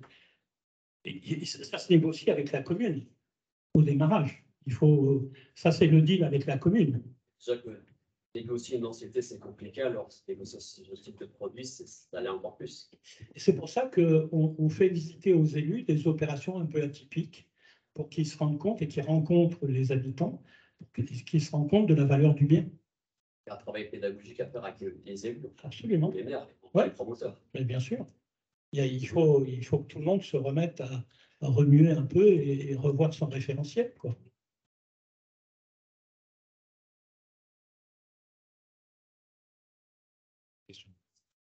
Votre projet. Donc, en présence sur une construction, on devra quand même se battre en compétition face à d'autres promoteurs qui vont acheter le même terrain. On peut mettre une charge foncière plus importante parce qu'ils font le monde plus cher. Nous, on fait ça, en fait, on va faire augmenter la charge foncière de manière définie et on aura après des programmes où il y a 80% du prix qui correspond au prix du terrain parce que pas que aller à celui qui fera le moins de construction le plus faible possible avec le prix de vente du coup le plus bas possible, mais ça fera qu'augmenter l'achat du terrain qui lui sera toujours plus offrant. Il y a aussi un problème à la base d'achat de matières premières de foncier, qui là est maîtrisé en partie par les communes, mais aussi un peu par les particuliers, et qui sont beaucoup trop chers aujourd'hui pour faire l'opération. Oui, mais ça, ce que vous décrivez, c'est la situation actuelle du marché. Hein. Ça va pas accélérer ça, et moi, je pense que ça n'a aucun impact sur les pratiques actuelles. C'est-à-dire que quand moi, j'ai fait faire l'analyse par les services sur la ville de Bordeaux, de toutes les transactions à l'unité sur les parcelles privées, c'est quand même 1 millier de logements tous les ans. Quand un particulier vend sa petite maison, son petit hangar, et qu'un promoteur achète et réalise une opération. Ça génère 1 millier de logements neufs, de bon an mal an, sur la ville de Bordeaux. Donc, ce n'est pas rien, sur les 4000 qui étaient prévus dans le programme local de l'habitat pour la part Bordeaux. Donc, c'est significatif. Et quand on regarde les transactions sur les acquisitions du foncier, le rachat du bien, en moyenne, le propriétaire, il voit 60 acquéreurs. Sur l'analyse qu'on a fait du prix final de cession par rapport à ce que le vendeur attendait au démarrage, avant d'avoir vu les 60, c'est 40% au-dessus de ce qu'il en espérait, en moyenne. Et donc ça, c'est le jeu de la mise en concurrence des opérateurs. Il faut qu'ils aient la matière première, le foncier. Donc c'est eux qui vont se mettre en compétition les uns par rapport aux autres et qui, en moyenne, payent 40% plus cher que ce que attendrait le vendeur. Et c'est pas parce qu'ils payent plus cher que ce qu'ils attendent, que ce que le vendeur attend, que le vendeur va choisir un peu moins cher. Si j'en attends 10, qu'on en propose 10 000, c'est pas parce que l'écart est grand que je ne veux pas prendre 10 000. Et le vendeur, il vend au plus offrant. Donc on répond quand même à une mécanique de libre marché. Même si on n'en est pas vraiment un, le prix est fixé librement et il répond au monde du marché classique. Oui, mais ça veut dire que la compétition est telle. S'il n'y avait pas 130 opérateurs sur la ville de Bordeaux aujourd'hui, s'il n'y avait pas cette compétition, si on avait du foncier disponible, eh bien, les prix n'augmenteraient pas sur le foncier de cette façon-là. Parce qu'à partir de là, effectivement, vous voyez la conséquence et l'impact que ça va avoir sur l'opération, il va falloir, sur la construction elle-même, trouver à faire des économies. Donc, j'ai acheté aussi cher le foncier. Donc, tout va se répercuter. Si je veux tenir ma marge, regardez, enfin, le terme qui est employé, je crois, c'est déshabiller le projet, du côté des architectes. Hein. Donc, il va bien falloir le déshabiller à un moment donné. Et regardez l'image que je vous montrais de Bouygues au début de l'écoquartier Ginko, hein, les toitures avec les herbes, les machins, les trucs. On a déshabillé tout ça au final. On n'a pas ça. Donc, il y a bien quelque chose qui se passe dans l'hyper-compétition entre les opérateurs. Enfin, moi, les derniers que j'ai accompagnés, un qu'on a cité tout à l'heure, voilà, qui a acheté une très belle chartreuse sur Bordeaux. La constructibilité, elle est définie au PLU, elle est faible. Il l'a acheté à un prix, je ne comprends pas qu'il ait fait ça. Il ne sait plus trop comment s'en sortir aujourd'hui. Il ne sait plus comment monter son opération.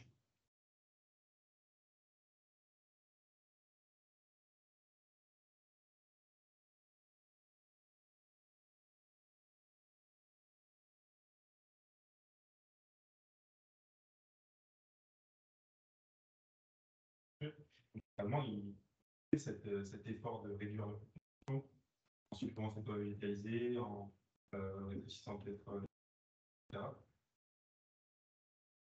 Aujourd'hui, on nous demande de construire des logements anti-câbles de 150 mètres carrés. On demande de réduire les constructions dans un contexte d'inflation de 30% sur les pourcents. Il va se faire, pas promettre vendre plus cher, vendre aussi cher, en réduisant et en. C'est bien pour ça que l'intitulé de la séquence, c'est la machine RIP. L'équation, elle ne tourne plus. À un moment donné, elle a hyper bien tourné ces 15 dernières années, mais vraiment de façon extraordinaire. Et là, maintenant, ça ne tourne plus. Après, ils vous disent, ouais, puis tu nous rajoutes le label bâtiment frugal en plus. Et puis, il y a la RE 2020 en plus, etc., etc., etc. Donc, effectivement, on est à un moment donné où soit il y a une refonte du modèle de ce secteur d'activité, soit la machine va se gripper de plus en plus. Et je ne parle même pas, là on est en train de parler de ville-centre par exemple, mais on est en train de finaliser à l'échelle des SCOT l'impact de la ZAN, l'affaire avec le 6 d'eau pour l'aire métropolitaine bordelaise. On ne peut plus assurer le développement des territoires. Car qu'il faut du foncier pour l'activité économique, des infrastructures et du logement, des équipements, etc. En appliquant le WASAN sur le territoire de l'aire métropolitaine bordelaise, il n'y a plus de possibilité de développement. Et donc, vous avez effectivement... On joue avec ça ou on ne joue pas? Ça s'impose à nous. Et donc, il va bien falloir réinventer le métier. Et ce n'est pas la ville de Bordeaux qui a imposé la ZAN. Les écolos, ils n'y sont pour rien, là. Hein. Donc, c'est une tendance extrêmement forte et très vertueuse, pour le coup. Et il va bien falloir se trouver à réinventer. Vous avez deux auteurs qui ont publié un petit bouquin. Je ne me rappelle plus comment. Il y en a un qui tient un truc de Real Estate, là, un web machin. Vous devez l'avoir, vous l'envoie toutes les semaines à Barbu, là. Très bien, ils ont sorti un petit bouquin sur et demain, le monde de la promotion, quoi.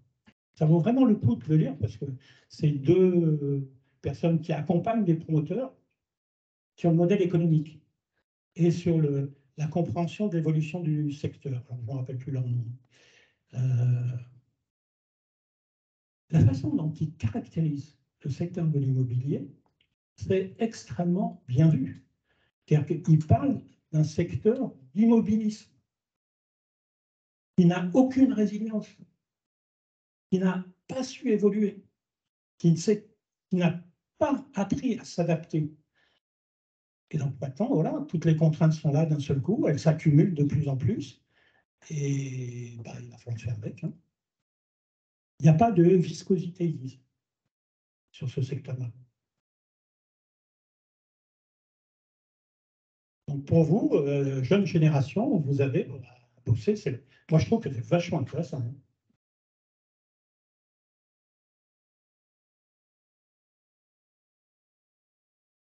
C'est quoi des opérations en volume capable qui sont réalisées sur Brasa? Si vous avez fait un stage chez un promoteur qu'on avait un ou deux à faire, il vous dira c'est infernal. C'est juste pas possible à réaliser. Et ils nous ont, sur Brasa d'ailleurs, ce qu'on a autorisé, hein, ils nous ont à la fin proposé des produits finis. Hein. Parce que là aussi, l'idée de l'équipe d'Alain Juppé à l'époque, c'est de dire si, et pour le coup, ça a été une bataille juridique extrêmement longue, ça a pris 2 années hein, de mémoire, pour réussir à savoir si je pouvais vendre un bien dans lequel j'avais en rez-de-chaussée une activité artisanale et à l'étage le logement de l'artisan. Non fini. C'est ça le volume capable. Je vends une enveloppe et je n'ai pas de cloisonnement, je n'ai pas d'installation, je n'ai rien. Et à lui de finir, mais ça me permet de descendre le prix de 10-15%, voire un peu plus. Ça nous a pris 2 ans, je crois, hein, juridiquement, pour savoir si on avait le droit de mettre sur le marché des produits non finis. À la fin, il a été statué, oui, c'est autorisé. Donc on a dit, OK, on peut y aller. Et les promoteurs qui ont eu, il n'y en a qu'un qui a réussi à les réaliser, à les commercialiser, c'est Eden Construction. Mais lui, son modèle économique, ce n'est pas tout à fait le même que les gros. Lui, il est très atypique. Eden Promotion. Oui. Parce que lui, sa façon de faire, d'intervenir sur le marché, c'est avec des produits totalement atypiques.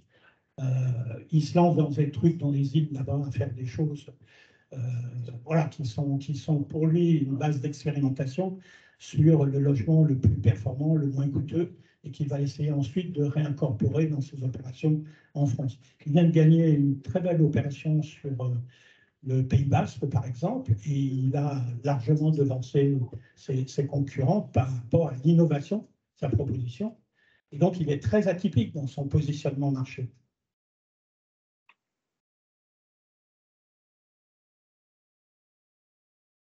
Qui ça? Eden, oui. Ah oui, oui, c'est un des acteurs. Si on s'amuse à observer le jeu des acteurs, vous savez, avec les Scott, les Swap et compagnie, vous avez fait ça, ces matrices stratégiques de positionnement des acteurs, lui, il est complètement, il est en dehors du cadre. Ouais, il joue à côté et il rentre petit à petit. Mais il est typiquement dans la posture de...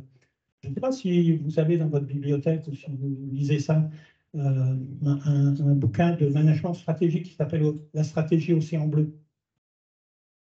Alors, non. Alors, 2 chercheurs américains qui analysent l'évolution des marchés matures dans les pays occidentaux industrialisés et qui disent c'est fini, quoi. L'histoire, elle est finie. Ça va être très dur à tenir. Il y a une telle compétition. Les coûts sont tellement resserrés de tous les côtés qu'il y a plus de perdants que de gagnants. Et ils disent donc qu'on est dans un océan rouge. Et ils proposent d'élaborer une stratégie qui permettrait à des opérateurs de sortir de cet océan et d'inventer l'océan bleu. Et donc, eux, ils parlent bien d'une invention. Eden, il essaye de réinventer le marché. Il n'aligne pas des produits les uns après les autres. Il est vraiment dans cette stratégie-là de réinventer le marché. Il a bien compris que le marché est tellement saturé, tellement en concurrence, que s'il n'a pas un fonds d'investissement derrière lui, il est mort. Ça ne passera jamais.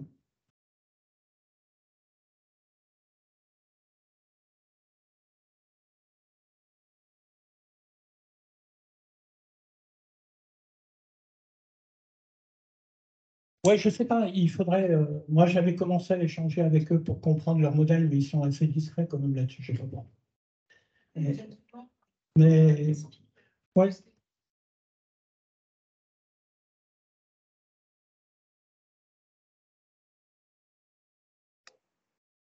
Après, il travaille très étroitement avec les architectes pour le coup et le mouvement de la frugalité en local. C'est des personnes à rencontrer. Pour vous, n'hésitez pas à contacter les réseaux, quoi. Ça, c'est un modèle émergent qui est extrêmement intéressant à étudier. Et ce qu'il faut, enfin, moi, il me semble que ce qu'il faut qu'on garde à l'esprit, c'est qu'on est sur un marché extrêmement mature, il y a un véritable océan rouge, et qu'il y aura plus de morts que de survivants à terme, hein, si on continuait comme ça. Donc, s'il n'y en a pas des intelligents, des vivaces, des innovants qui remettent c'est comme la canne, quoi. Il faut remettre ça en jeu. Il faut se désaccoutumer de ça.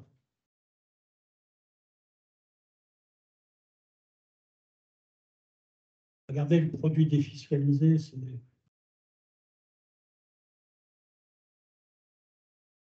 voilà, c'est dans Excel et puis ça sort tout seul, quoi.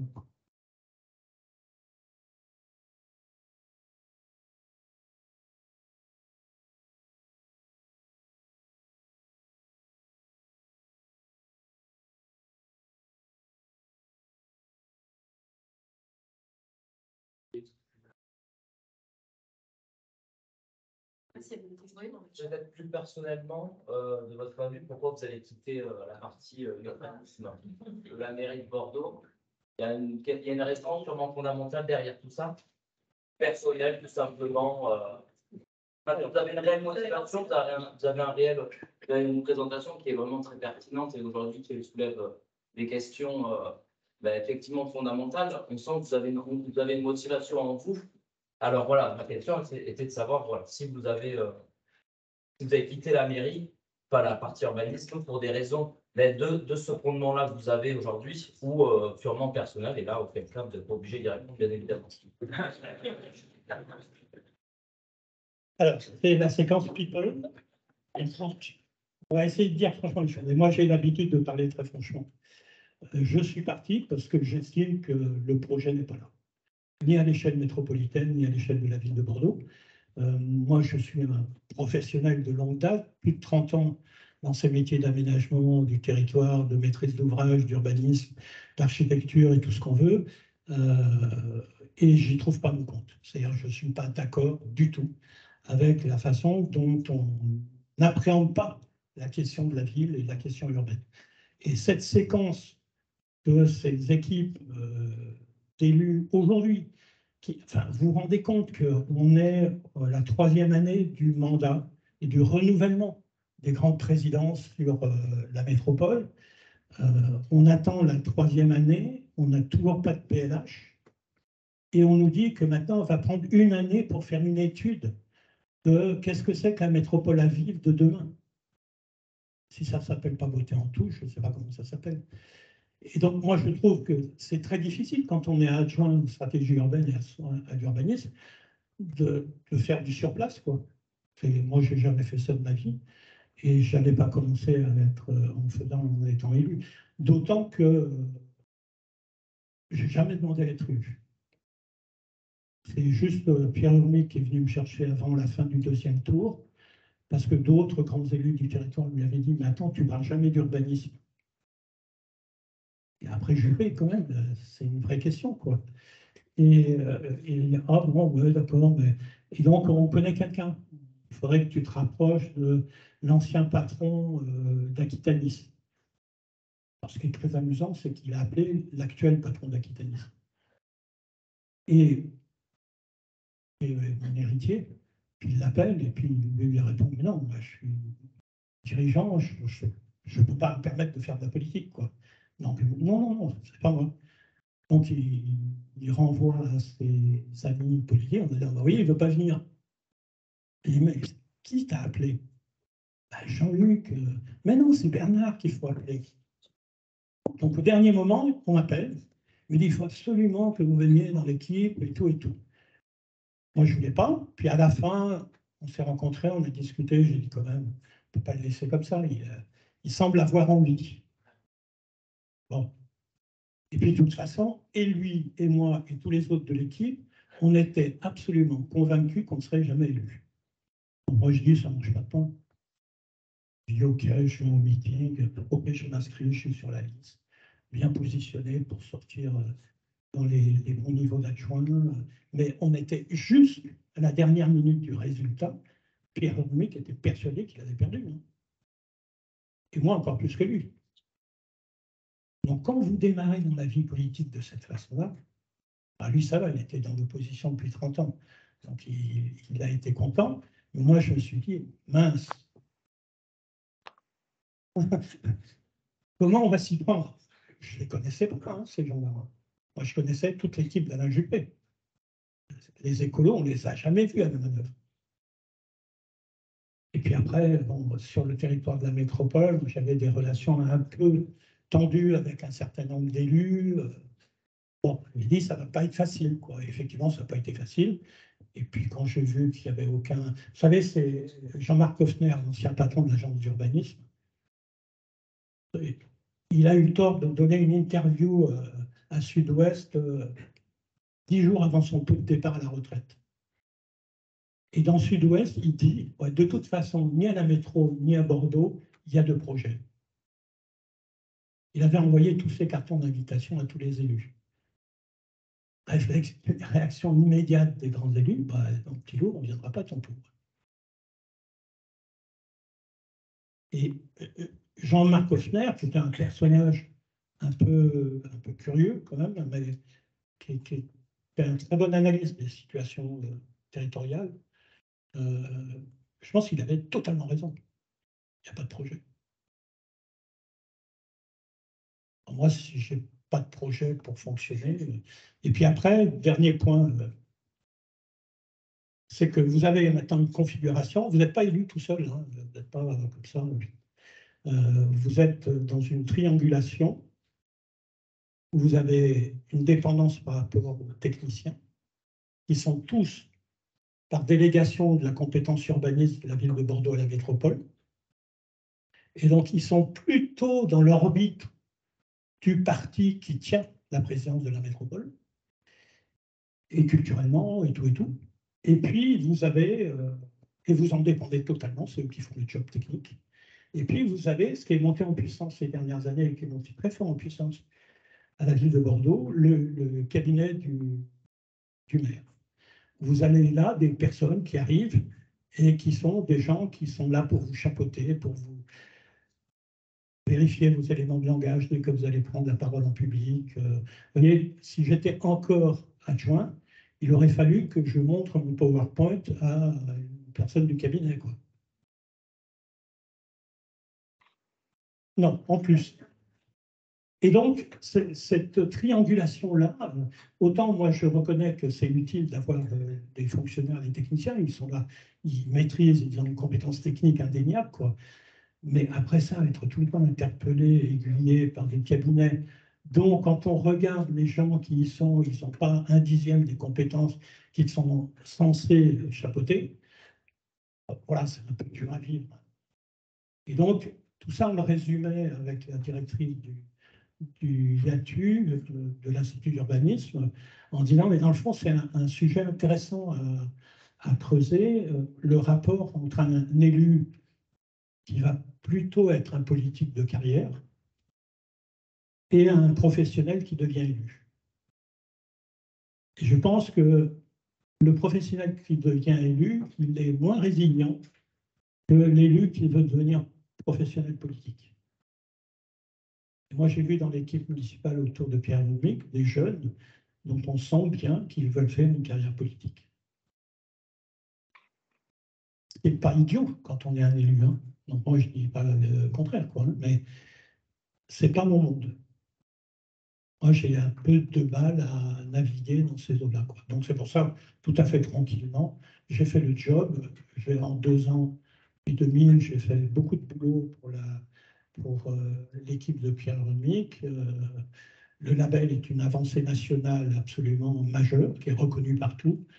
La reprise en main, entre guillemets, du monde de la promotion par la puissance publique locale était indéniable. Je ne sais pas comment ça se passe maintenant. Mais voilà, donc moi, je suis parti sans avoir eu l'impression de ne pas avoir fait le job. Longue vie à ceux qui restent. Hein.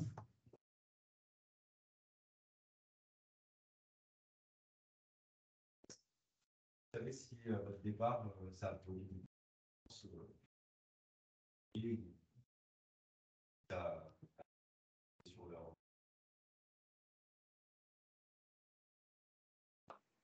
À mon avis, ils sont plutôt soulagés que je sois parti.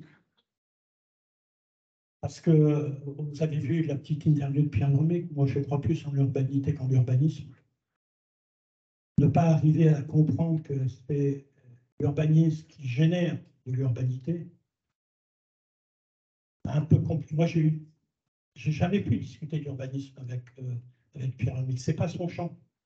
Lui, son truc, c'est de planter des arbres et de faire des pistes cyclables. Après, il y a un projet plus complexe que ça, hein. Je suis très réducteur, mais il n'empêche que c'est là-dessus, vous voulez discuter de préserver le micro-forêt, replanter les arbres, vous pouvez discuter sans problème.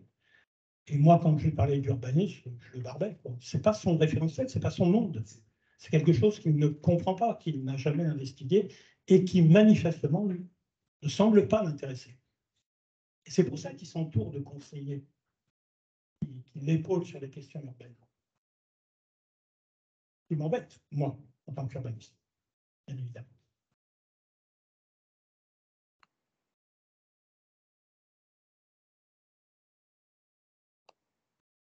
Des collectivités, des mairies, une sorte de contradiction peut-être sur les directions environnementales, la Lausanne ou autre, avec du recul, en l'occurrence sur la région de la Nouvelle-Aquitaine, avoir rencontré plusieurs élus ou plusieurs collectivités, par le Lausanne, et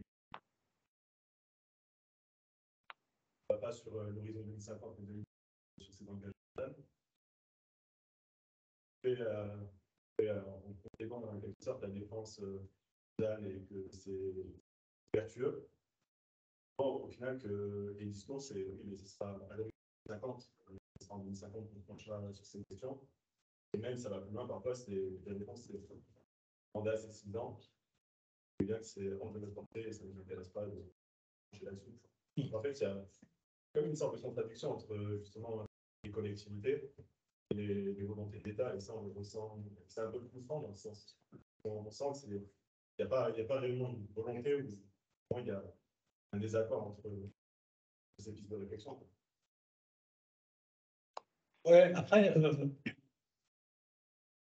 comment est produit le discours et la volonté de l'État sur ces questions-là? C'est-à-dire que d'un seul coup, ça nous est tombé sur la tête, hein, la question de Lausanne. Ça n'a pas été préparé de longue date. Donc il y a aussi une accélération dans l'agenda de l'État sur toutes ces questions-là, d'un seul coup, qui fait qu'il y a une prise de conscience, voire peut-être une certaine inquiétude, qui fait que je tente d'engager les choses un peu vivement, mais je donne une échéance très lointaine. De même que zéro carbone, la stratégie zéro carbone, c'est 2050. Et nous, on l'a fait pour le périmètre de la métropole, on s'est arrêté à 2030. On a pris un engagement d'une politique qui se mettrait sur une trajectoire pour éventuellement zéro carbone 2050, mais on n'en sait rien. On s'est dit, en 2030, on pense pouvoir obtenir ce niveau de résultat. Et donc, on a aussi des objectifs qui sont très lointains, mais qui sont ceux de ces mouvements qu'on prend juste en considération aujourd'hui. Donc, le problème qu'on a dans nos sociétés, c'est qu'on et on l'a dit avec la ville Citron, etc., on est dans des sociétés qui sont dans la vitesse permanente. Et les questions qui nous travaillent aujourd'hui sur le développement des territoires, sur le réchauffement climatique, c'est des réponses sur la très longue durée. Et donc, moi, je pense qu'intellectuellement, on n'est plus en capacité d'apporter des réponses pertinentes face à des questionnements aussi fondamentaux. On ne les a pas. Donc, on va tâtonner, on va essayer d'avancer, on va essayer de... Mais vous avez vu que chaque fois, on repousse. Hein, la bagnole polluante interdite en centre-ville, c'était à telle date, non, je vais repousser, etc., etc. Donc, chaque fois, je repousse l'échéance parce que on n'est plus outillé pour se saisir de ça. Autant je sais parfaitement répondre à la nanoseconde à une question qui me posée dans mon champ de compétences, autant qu'est-ce que je fais contre le réchauffement climatique, quoi? et j'ai un modèle à fabriquer. Et il nécessite de telles compétences et des disciplines tellement différentes pour réussir à se saisir de quelque chose que la simplification qui nous est proposée par l'État, elle sera de toute façon vraisemblablement inopérante. Il faut juste garder à l'esprit que vous avez quand même, et ça l'État était assez conséquent avec ça depuis très longtemps, c'est que les outils réglementaires dits stratégiques, ils s'empilent depuis le PLU, le SCOP, au STRADET. Le STRADET, c'est l'outil de l'État. Donc l'État régule tous ces niveaux inférieurs par un méta-outil qui s'appelle le STRADET et qui va se décliner, qui doit trouver ces orientations déclinées dans les scopes. Et au sein des scopes, les PLU doivent y retrouver à se positionner par rapport à ces objectifs.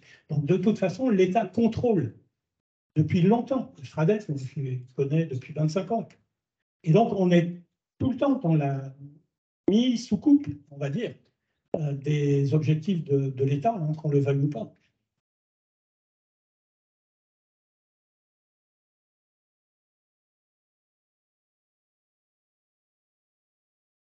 Cette première session, il nous restera 2 autres hein, pour suivre. Donc, La question, c'est est-ce qu'on a envie de poursuivre? oui, la Fabrique, au rendez-vous. Oui. J'espère un sujet sur justement la mise en concurrence des promoteurs, avec un cas d'étude assez concret qui est celui des opérations de Bastillel, labellisé bâtiment frugal, avec donc la personne dont j'ai oublié La directrice de BMA qui s'appelle Claire Bandé. Claire Bandé qui sera également présente pour vous présenter concrètement l'opération, la mise en concurrence des cas. Donc on vous donne rendez-vous dans un petit mois finalement. Merci beaucoup pour votre participation active et votre écoute, et on espère que voilà, tout ça vous ait donné envie de continuer dans vos réflexions et pistes de réinvention pour la suite de vos métiers.